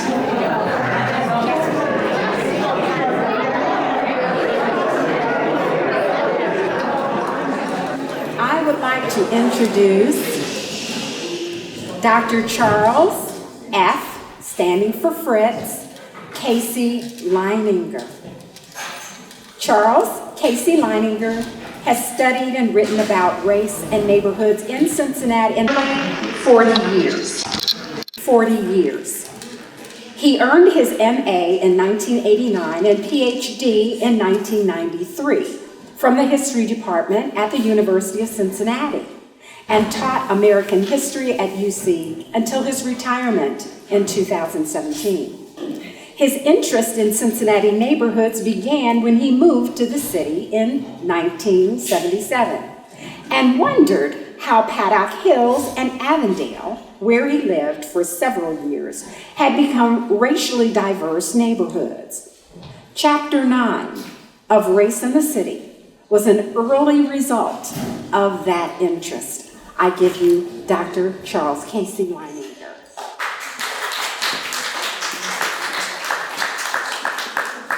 Thank you, Melanie, and thank you, Syed, for pulling this together. I am humbled by the work of the artists. I tend to write about numbers and policy and stuff that all the other academics want to read, which is why Melanie's work is so important, translating this into work that other people want to read. As Melanie's introduction said, I first began to be interested in this when I moved in with my brother and his family in Paddock Hills in 1977, and it was the first racially integrated neighborhood I'd ever lived in. And I have to say, when Pauletta said she lives in that neighborhood now, when she said that her neighbors had transitioned from being all black to all white, I said under my breath, or maybe not under my breath, oh shit. Because, well, there's some of my work since then has been tracking levels of integration in the city. And up through 2000, it looked, and actually the county, it looked as though we were making some progress, at least in terms of statistics. Not sure how much that translated into neighbors talking to each other, but at least we were seeing more white people living next door to black people and vice versa. But in 2010, some of the numbers began to look suspicious. That some neighborhoods that had looked like they were headed towards being integrated, or at least less segregated than they had been, there were fewer black people, and the black people who lived there were isolated. Now, I know nothing about the actual people who lived there, but the numbers were suspicious. And I haven't had a chance to use the latest census. I'm about to, maybe next week, in between helping my wife take care of our granddaughters, which, as many of you know, takes a lot of time. I'm going to try crunching those numbers and see what I can find out about what the statistics say about 2020. So why did I write this? Why did I get involved in this work? And I think it's a combination of things. I grew up at the height of the civil rights movement. In grade school and college, I came from a lefty family, socialists, pacifists. My dad's sister was married to a black labor lawyer in New York City who I never knew because he died young, but so I grew up. She moved back to Ohio, and I grew up with a black cousin. And people she knew in New York were people who kept showing up in the news.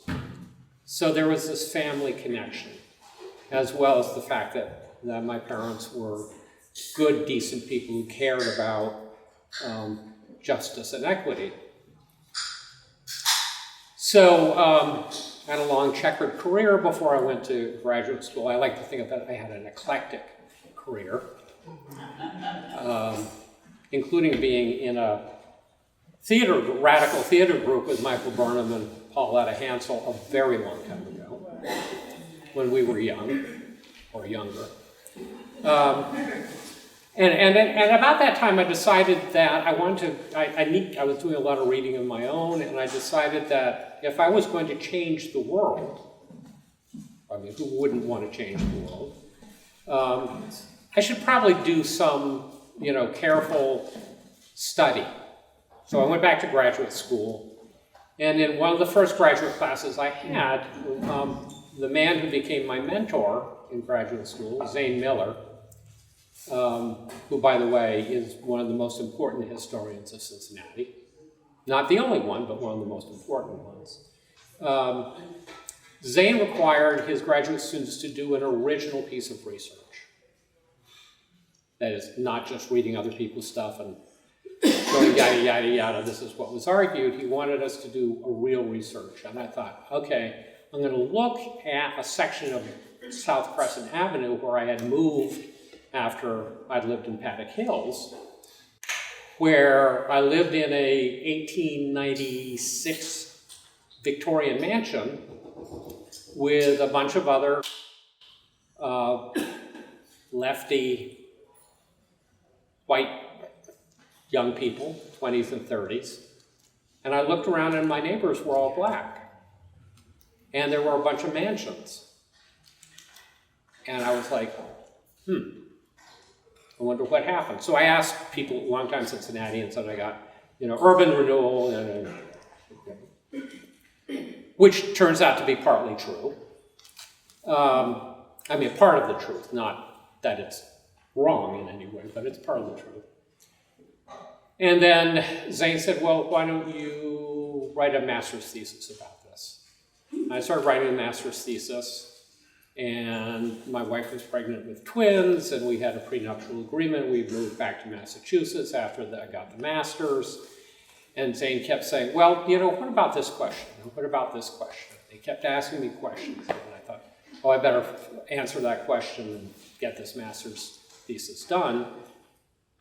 In retrospect, I think he was trying to keep me here. Didn't work, but Henry did something, Dr. Taylor did something that was wonderful. Apparently Zane had told Dr. Taylor to ask me to write a piece on Avondale. And he first asked for a proposal, and then he asked for 4 or 5 pages, I don't remember, and then 7 or 8 pages. And for a young graduate student who had never written anything like this before, that step-by-step incremental process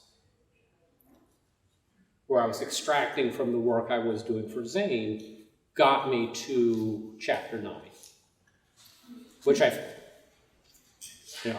finished in 1992 and was published in 1993. So thank you, Henry, for that very important mentorship.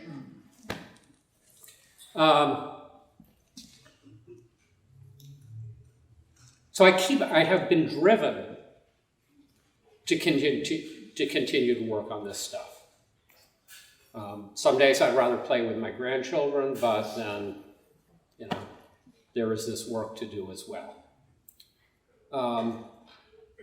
As I said, and for any of you who have tried to read my chapter, or actually read it,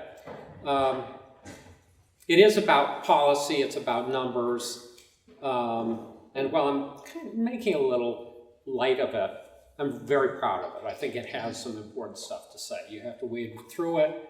Most historians are like, oh my God, numbers. No, I'm a historian because I hate numbers. but they're very valuable.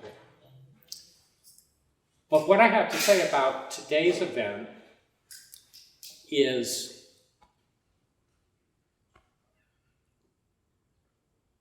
I'm very humbled.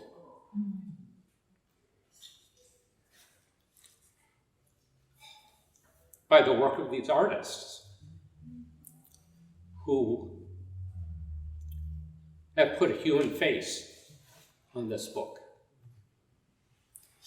And I wish that when I was still teaching, I had all of these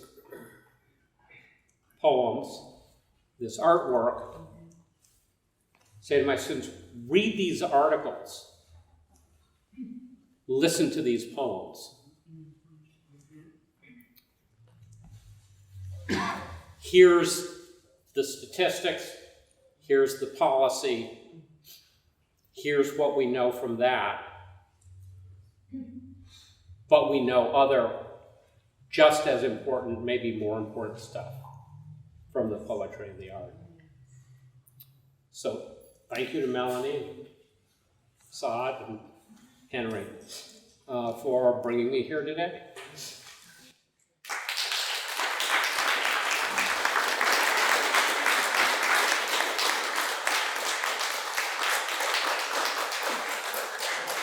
Thank you, Dr. Leininger. Actually, what you were saying about your students, that's really the dream and the objective of Melanie, that she wants really to use all of these poems and visual work in propagating the message of this book. And thanks to you, thanks to Dr. Taylor, and thanks to Melanie for her vision in doing that. And so, thank you. We're going now to have two short performances. The first one is by MCRC, and John Ferrante, who has started this project, this program, has responded to chapter 2. And the MCRC project was founded in 2016 and brings a unique lens to the national dialogue and conversation surrounding race.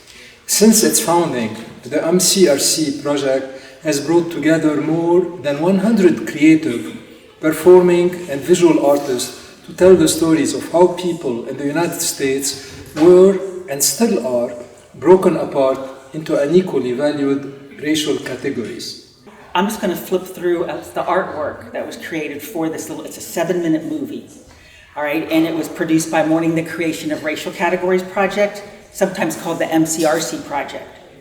And we collaborate with artists to tell the story of how people in the United States were broken apart into racial categories, unequally valued.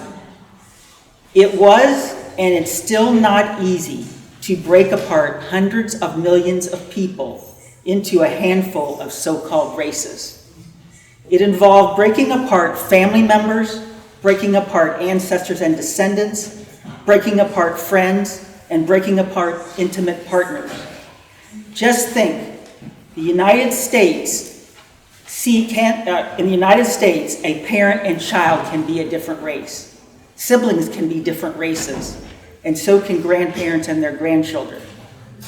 The breaking apart story we tell today is that of John Mercer Langston, which is based on chapter 2. The title of that chapter is John Mercer Langston and the Cincinnati Riot of 1841 by William Cheek and Amy Lee Cheek. Langston, born in a highly race-conscious society, is a child of a Pamunkey Indian, a child of black, and a child of white. The idea and reality of race, invented and enforced by those in the white category, forbids the Pamunkey, black, and white parts of Langston to stay together, to coexist peaceably in his body, Langston's body. As you view, I don't think we'll view it, but as you see this film and the art, I think we'll focus on the art here, we're going to focus on the breaking apart experience that Langston had for the 2 years that he was in Cincinnati. That's all he was here, from 11 to age 13. Consider that, like Langston, all who live or ever lived on the lands we call the United States have breaking apart stories we have likely not shared or mourned. So let's give it a shot here. And I think we'll just move through the film, especially with the time and everything that you've all been here. You all are a dedicated audience, by the way. Thank you so much for staying. And with the sound being as it is, we'll move through the piece, and I'll show you art created especially for this film about Langston and his 2 years in Cincinnati and the breaking apart experience.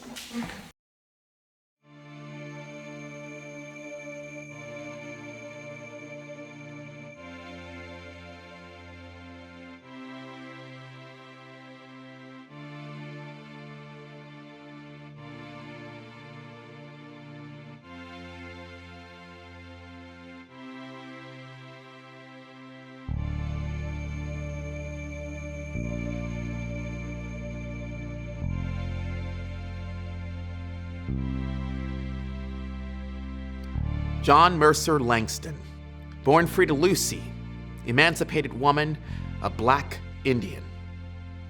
John's father, Ralph, was a Virginian enslaver, 20 years older, acquired Lucy as payback for money lent. In due time, declared her free. Over 15 years, 3 sons were born, Gideon, Charles, and baby John. Orphaned when parents died, leaving John grief-stricken at just 4 years old. The Gooches, white friends of his father, took him in, treated him like a son. Nicknamed Johnny Gooch, enrolled in an all-white school, felt white but not quite. Attended church with proper Presbyterians of Chillicothe.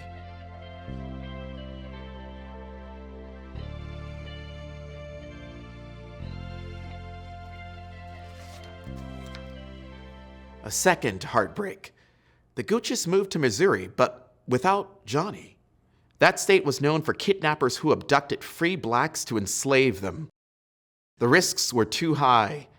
Best to leave Johnny behind, inconsolable.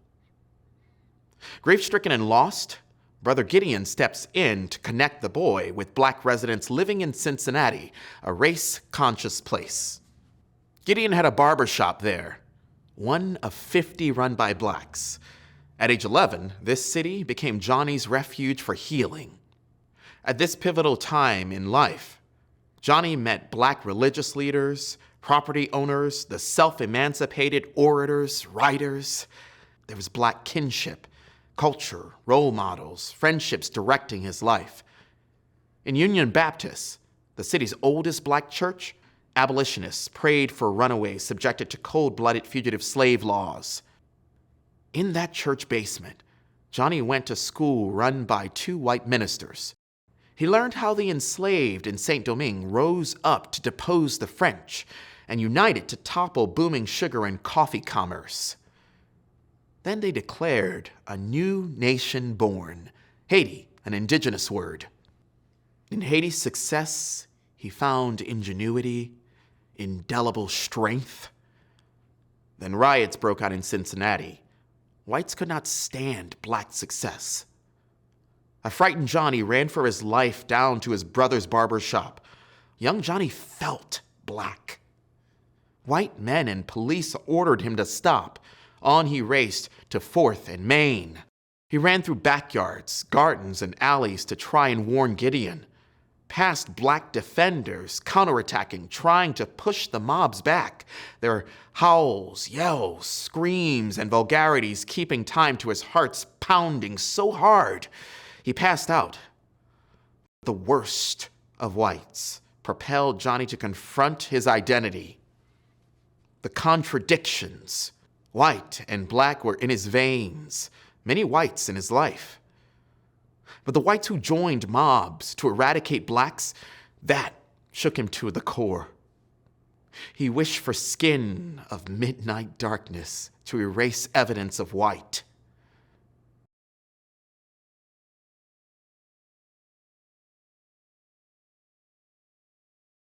At 13, John left Cincinnati with a black identity.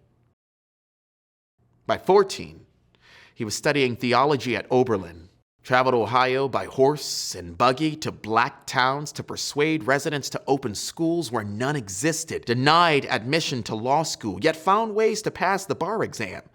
First Ohio black to establish a law firm, fought anti-black codes. He helped to recruit Ohio's first regiment of all black soldiers. First black elected to represent Virginia in U.S. Congress, college president, the dean of Howard's Law School, envoy to Haiti, great uncle of the world-renowned poet Langston Hughes. The 2 years' time in Cincinnati qualifies as life-altering, irrevocably, shaping all that lies ahead, now celebrated.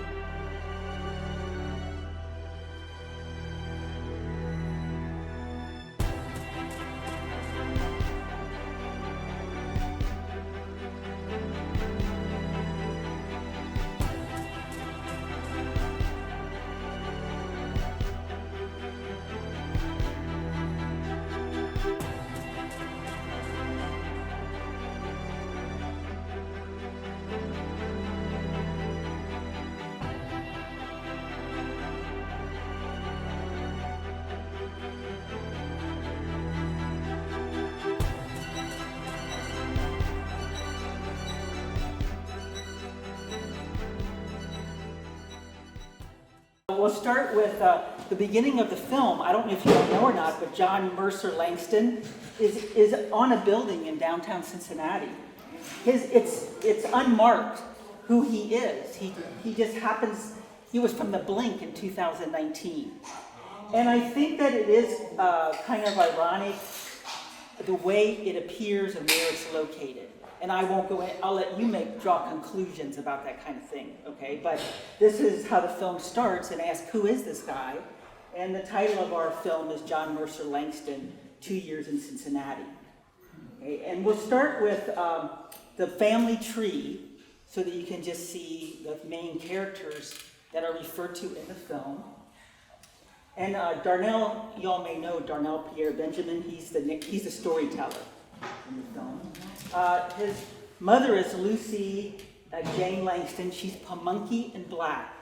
And Ralph Quarles is his father, she's a free, emancipated woman, emancipated by Ralph Quarles after they married.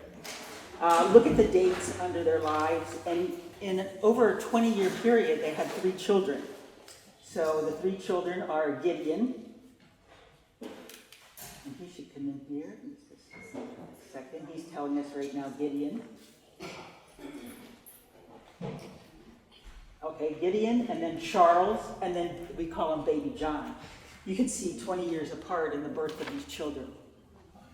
Okay, we're going to move along here to an art piece that was created that launches the start of John Langston's visit to Cincinnati. And it is his parents die when he's only 4 years old. You can see his brothers are older, like 20. And this is the picture of the Gooches, who are white friends of his father, who take Johnny in. I have the artist with me, Sherman Parnell. I I'm speechless about the art he creates and the emotion that he adds to the story. I'm gonna let him tell you a little bit about this particular art piece. So in this particular piece of art, I depicted John Russell Langston as a baby. It's supposed to represent this sort of being born into a system that he had no control over. You know, he eventually had to recognize himself as an African American male later in his life, and we'll talk about that after we get to talking about the riots. But in this piece, we have his the representation of the Gooches above him. That's the family that he was born free under, and there's kind of this idea of the church that he eventually found himself comfortable with, the black church, kind of representing this sort of structural foundation. So he's born into this system. There's waves to represent this unstable kind of position that he was born under. And eventually he has a transformation where he becomes more of a stable individual as he recognizes himself as an African-American male. Behind him is the father, and we have a gavel pointing towards his father. You know, when I think of his experience as not just a black male, but finding himself in the church, I think of like a judgment. So, you know, he was given a situation that he had to find answers to, that he had no control over. That's essentially the meaning of this piece. Yes, exactly. And what's we found, MCRC finds very interesting is this is the family that takes him in, the Gooches. Here's his mother and father in the corner, as Sherman said, but you can see he's constrained, and you can see the laws and the system is what constrains him. The family wants to take him in and treat him like a son, but the system of racial classification can never allow that. So that's why I really appreciate, I couldn't envision this piece of art with that constraint that Sherman put forth in this piece. And each piece is supposed to kind of take you through a cycle. So, you know, everything kind of points around to kind of show you this cycle that he found himself in until eventually, you know, he kind of recognized his position in society during the riots of 1841.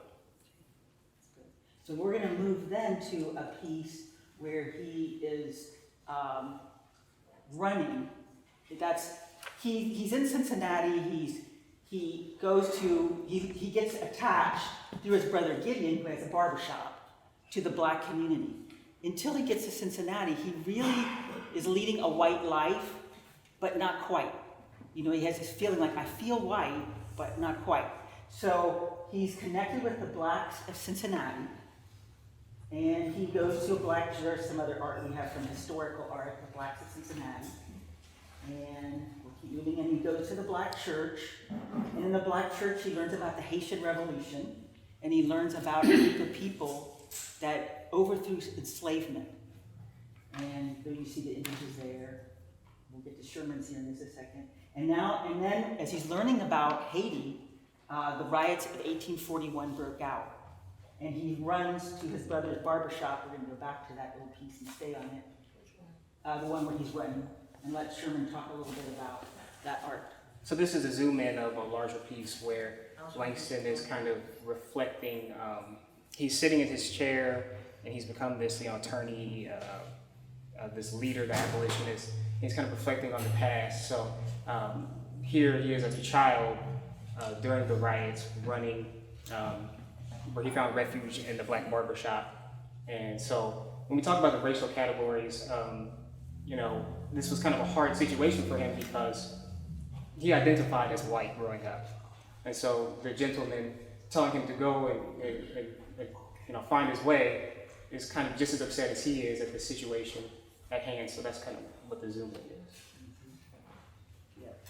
And he feels black for the first time when he's running with the riots. You see we have some images that we can find to represent that. And here it was at this point when he witnesses whites at their worst at the riots, and he has to come to terms with who he is.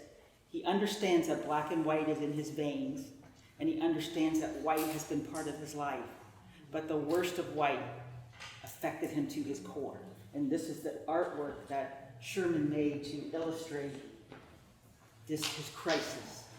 And so when I think about this sort of mental state of him, like some of the readings that Joan provided me talked about how he felt very anxious as a person identifying in the white category. So I wanted to make a piece that kind of showcased just how he would be feeling during this transition, you know. So I think of like a burial of the old self and becoming something new. So that's sort of what the piece is representing, the shovels kind of burying him and these flowers representing this new growth. And then once again, there's the representation of the white category kind of working with him if he would just open his eyes to, accept that society is kind of not ready for him as a biracial person to be in the black category. So, yeah. I mean, the white category. So then we're moving further. Yes. All right, we're going to look here. I think we're going to keep, there's a real close-up to out of this crisis, Johnny Gooch dies and John Mercer Langston blossoms. It's just great art. He's got the flower dying and the flower growing out of his head. And then we're going to move, I think, almost to the end where we have, this is actually from Langston's book, and we skimmed past this, where he has illustrations of him being the first of various, blacks in Ohio and in Virginia, first black elected to the Congress. Okay, and we come back here to A Life Celebrated, and here we have music going, and we celebrate how Johnny Gooch, because that's what he was called when the Gooches adopted him, became Johnny Mercer Langston. And then Sherman made this art piece to show the transformation of Langston. Yeah, so in this piece, this just shows exactly where he ends up as a successful attorney, the abolitionist that he became after the turmoil that he sort of faced as a young person.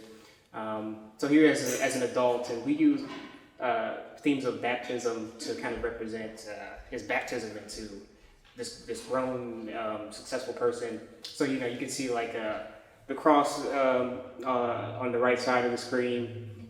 He was very inspired by the Haitian Revolution of 1804. So above him is a representation of those Navy hats that the naval leaders would wear. So I kind of put it above him.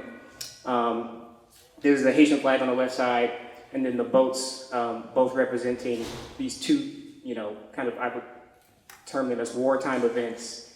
The fire representing the burning of the city during those riots, and then the fire on the left side for 1804 representing the war for the Haitian Revolution. He actually named his children after some of the leaders from the Haitian Revolution, so he was very inspired by those events. And then on the right side, you can see like the barber strip representing where he found refuge during that riot.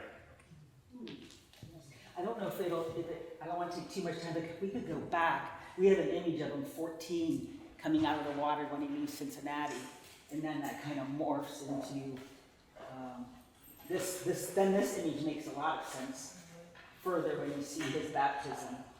So we're going to try to move back. I hope we get it. It's back toward, I missed telling you to do that. This is Lanisa Hillman. She's the co-facilitator and better at technology. I feel like I'd be going like this. Yes, right before this, he's just leaving Cincinnati. So right after this, out of this crisis, John Gooch dies. And if we miss it, we miss it. There it is. There he's coming out of the waters. So this is following up on that baptism theme. We have him in the water, rising up. This is right after he had this revelation. Picturing him very emotional after those riots. That he can't be a part of the category that his father, his father was a plantation owner. He looked up to his father a lot, so he wanted to be accepted by the whites, but it just wasn't enough at that period of time. So this is just another image representing that baptism into a new category. And now we'll go back forward to the end. We have one more image to show you. right before this. Yes. This image here, we say we celebrate a man who reinvented himself. And Sherman can say this is kind of the summary piece. So we'll just play this a little bit right here. There you go. All right, and this is, you can see the summary of the whole story here. Yeah, so this is a summary of everything that's occurred. He's got a Bible in his hand, he's got the paper in his hand with the name of his children. He's getting his hair cut in the barber shop, and he's feeling good, and he's thinking about the things that have happened in the past that got him to this point. So that's pretty much it, just sitting in the chair. Yes, and there's a really important quote that Langston doesn't give away a lot about his feelings, his chaotic feelings, but he has a wish that he states one day. He says, "I wish for midnight dark skin to erase evidence of white." And then Sherman put together the barber was so important in his life because his brother was a barber, and you see the skin shade difference. And I just thought that was the most important line that he said that told about his struggle. Yeah. And that's the artist.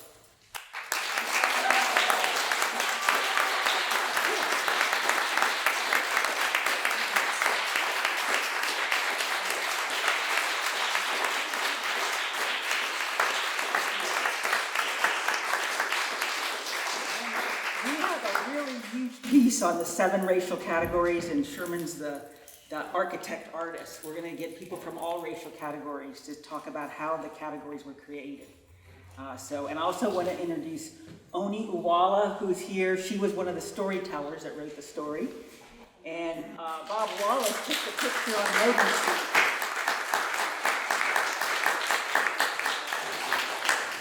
And Sherman's dad's here, who's the inspiration behind him becoming an artist. He needs to stand up. Wherever he is. Sherman's there. Oh, there he is, right there. Okay. That's wonderful. That's it. Thank you for your patience. Oops. Thank you so much. Thank you, John. Thank you, Sherman. You're really wonderful. You brought him back to life. Thank you. And actually, we need to bring back to life all of these people who are so important and are still important in our history. And art is powerful in this way, because kind of like it really can bring things to life and make them current. Thank you so much. We're going to look very quickly at another video. And this is the video that the Pawns, the group Dance Pawns did. And I want to read very quickly the biography of Pawns. Pawns provides artistic opportunities for community growth by creating engaging new ways for audiences to experience dance.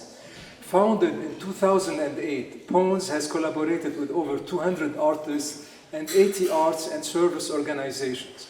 The company creates site-specific performances through a fusion of movement and dance with other art forms. Pawns' accessible and participatory performances have been seen in over 90 Greater Cincinnati locations, as well as Indianapolis and Chicago. Ongoing programs are available year-round for artists and art groups, schools, and businesses. Pawns performers use their bodies to speak their minds. The collective uses its signature pedestrian-inspired movement to spark collaboration, connection, and community. Pawns believes that art creates powerful change. And the video of Pawns is in response to chapter 5. And if you recall, the previous one, chapter 5, is the one that really spoke about the economic and labor situation of, black at that time. So let's show it.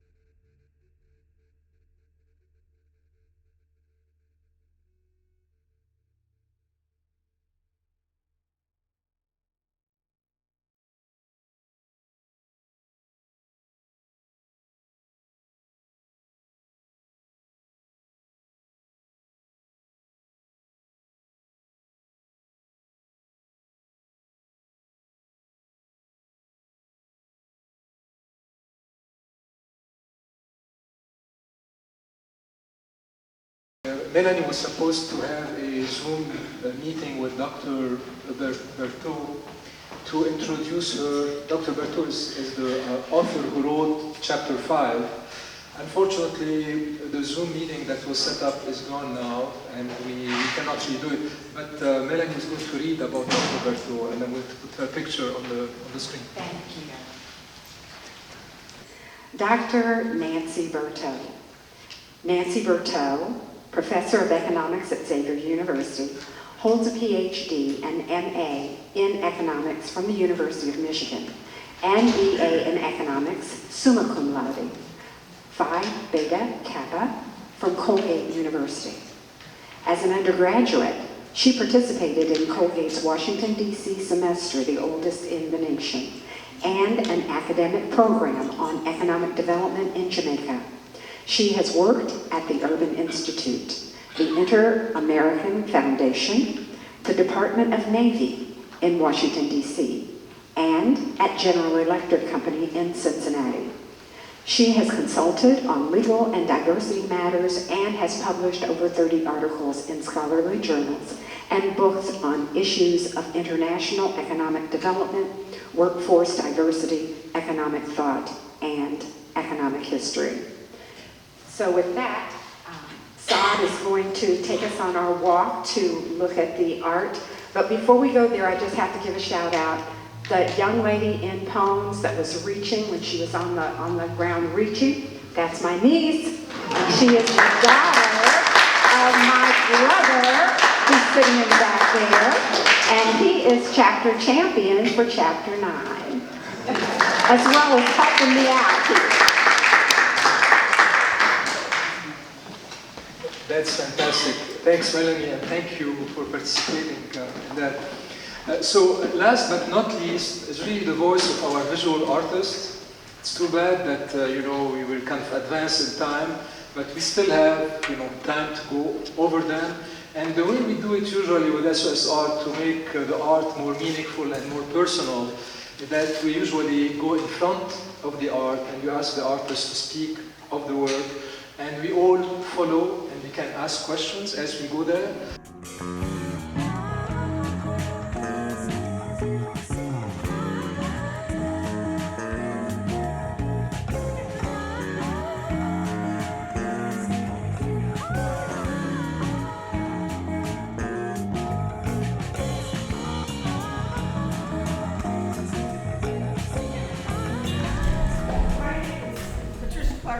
Patty. And I would like to say first thanks to my mother-in-law, please stand up, Annie Kate Hudson Roper, and my husband of 35 years, Emmett C. Roper Jr., Chip. So, I should explain a little bit the order that these were painted with. My son Danny would like to be here, and he texted and wanted to know how things were going, but he is a resident in pediatrics at Nationwide Children's Hospital in Columbus, and he's on night shift. And then he has to work last night and had to go back in, so we thought he was going to try to drive down. We thought that wasn't a good idea. But he found a clipping that my mother-in-law, his grandmother, had in her house, and it showed her and my father-in-law, who is deceased, and this was taken from a picture that was taken because they were the first, and it said Negro in the news article, Negroes to live in the neighborhood in Finneytown where they lived. And they just moved there, so my son took this little article that was all yellowed, and he did a painting and gave it to his grandma for Christmas. And then I thought, well, you know what? Saad asked me to do this, and I thought, I'm going to read the book first. So I read the whole book, and I thought, okay. It's okay because, thank you, Melanie, also. They sent me a clip of her son talking about the same chapter that I had. And he said, well, so you understand, let me put my family in this and let me explain it. I thought, bingo. It was supposed to be pre-Civil War, and we didn't have family in Cincinnati, and I'm not from Cincinnati either, but we can make this fit. So Chip and I went around and took pictures of buildings around that period, and the darker background was the kind of buildings where everybody lived regardless of race in the same area of Cincinnati, because there wasn't transportation out of that 6.5 square miles, but nobody really knew exactly where everybody was, and they weren't sure if the races mixed, and I'm saying, I bet they did, but okay. And so I put that in there because that was my chapter. Then I superimposed the lighter things with the images of people. These actually they're in luminescent paint come out. They're the spirits who came later, including my mother-in-law. And her brother in Georgia inspired her. She said, well, I wanted to be a leader like my brother. She had a scholarship to go to college in Georgia, but she didn't have the money to get there. And she ended up graduating from college the same year as her youngest son. So her brother inspired her. He has a bridge named for him. This is Uncle Felton in Georgia for all the work he did. Then my father-in-law was born in Alabama, and this is a representation of how I imagined his mother might have looked. She said she wanted to get out of the cotton, and he was a baby, and she came north. And this is actually off of a photograph of my father-in-law when he was a little boy. And then his father, Yancey Roper, was the first one of their family that came. And none of this is in proportion because they're supposed to be these are the spirits coming later. Then where all of this other stuff comes from, in between forming the mortar on the bricks, my mother-in-law and I sat down one day and she was showing me all these family pictures and giving me lists of names. I took all the names, and the mortar is made out of all their names over and over again, from the first people who came from the family to the generations afterwards. My kids are in here. And then overriding the whole situation was my mother-in-law's brothers told, and my father-in-law's mother told these stories about how awful it was picking cotton. It was the bane of their existence. So the cotton's kind of overarching here. And then I put dandelions in. I do it with a lot of my art, but I think they're beautiful, but people weren't treated the same way. So I put the dandelions there. And then the butterflies are reminiscent of hope, and hope for the future, and everyone was hopeful that we could have things better. And then it was late at night when I was doing these names. I also made some plants, etc., out of the names because there are so many people whose stories aren't told. And then I wanted this to segue into my son's picture, or his painting. And as it turned out, as a result of them moving to Finneytown, my husband was the first graduate, or the first person to go kindergarten through 12, African American, in the Finneytown School District. And so as a result, our kids had, a lot of chances. And I just say, as a result of people who believed they could, even when a lot of people said they couldn't, our oldest son was the first African American editor-in-chief of the Law Review in the history of Ohio State. Joined some pretty good companies, said, hey, I'm on a list with Barack Obama, and there's only a few people. And our second son is doing a pediatrics residency. He also graduated from Ohio State. And the neighborhood kids, my proudest thing is the neighborhood kids come by their house and want to know if he can come out and play, so I think he's in the right field.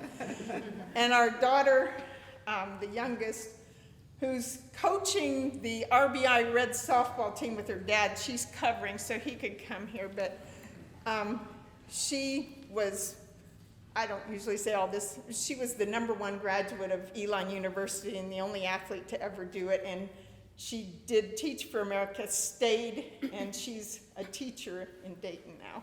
So they made it possible for everything. Thanks to my family.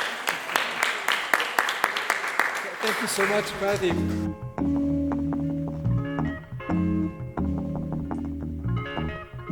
I think that the next one is Kemonte. Thank you guys for coming and staying, as long as you guys been here.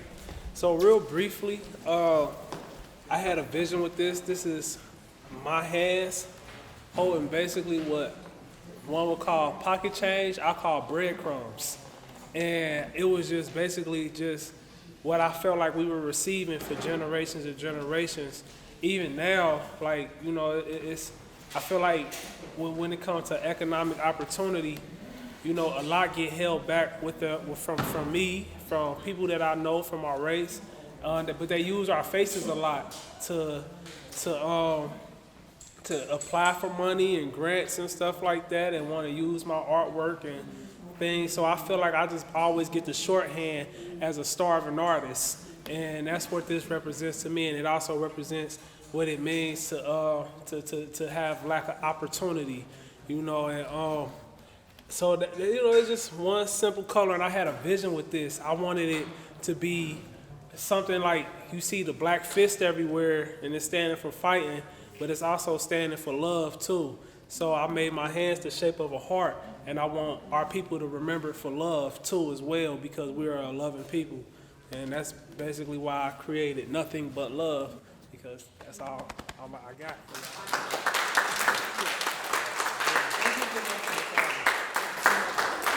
The next artist is Larry Jones, and Larry actually also was very gracious to take pictures of today, so to document it. I attempted to use modern photography to depict the time period of chapter 6, city building, public policy, the rise of the industrial city, and the back ghetto slum. Before the Civil War, the book refers to that period as a commercial city. And during that period, there were bloody race riots, 1829, 1836, 1841, 1862. Blacks were prohibited by law from sitting on juries, testifying against whites in court, serving in the militia, attending public schools, securing relief, and being admitted to the poorhouse. They had to sit in segregated church pews and were buried in segregated graves in a potter's field. Well, there's not much left of Potter's Field. This is the United American Cemetery in Madisonville. It was formed in 1844. It's the oldest African American cemetery in Ohio. It's in poor condition due to lack of funding. During the commercial city, the population was concentrated in the basin of the city. There were no segregated neighborhoods. Blacks and whites lived together.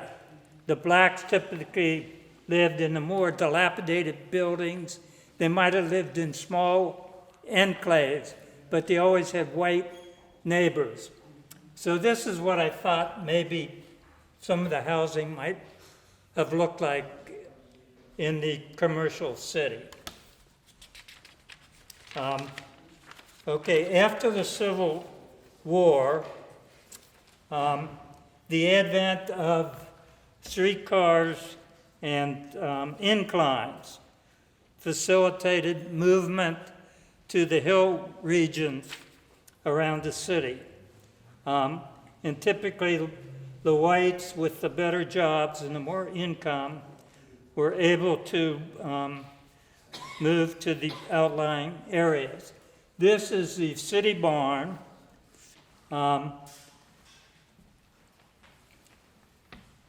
it was originally a stable for horses, and when electric streetcars were developed, it became a maintenance facility.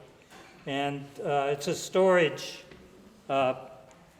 unit for the Cincinnati Zoo right now. It's located in Avondale. Another factor that encouraged movement out of the basin area was a competition between residential and industrial real estate. So the basin became a less desirable place to live.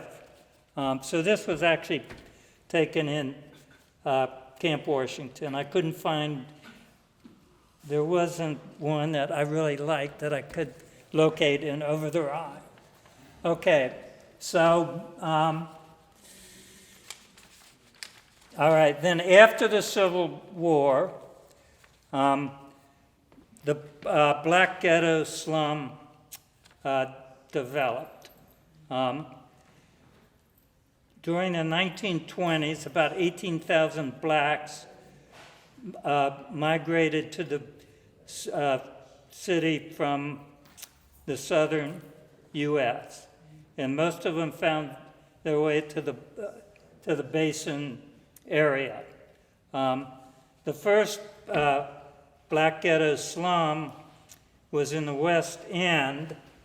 It was bordered by Court Street to the north, River to the south, Coleraine Avenue, and Freeman Avenue. There's nothing left of that ghetto today. It's been gentrified or it's industrial. So I used this photo. This was taken in Over the Rhine. This might have been what the ghetto might have looked like at that period. And also,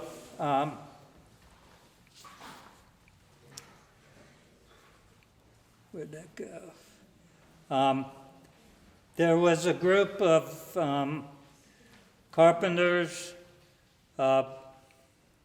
banks, savings and loans companies that catered to low-income black people, and they would build houses for them in outlying areas of the city, such as Steel Subdivision in College Hill, Kennedy Heights, Wyoming, Hazelwood, Woodlawn, Laughlin. So these are low-income houses. These were actually taken in Hartwell. But that's what I kind of envision those low-income houses might have looked like. So that's it. Thank you, Larry. You know, I know the other artists are not here, but all their statements are next to their work. Please spend some time and read them because they are very important and very touching. And in addition to this, the show is going to remain up until June 5, and every Saturday and Sunday from 2 to 5, the gallery will be open.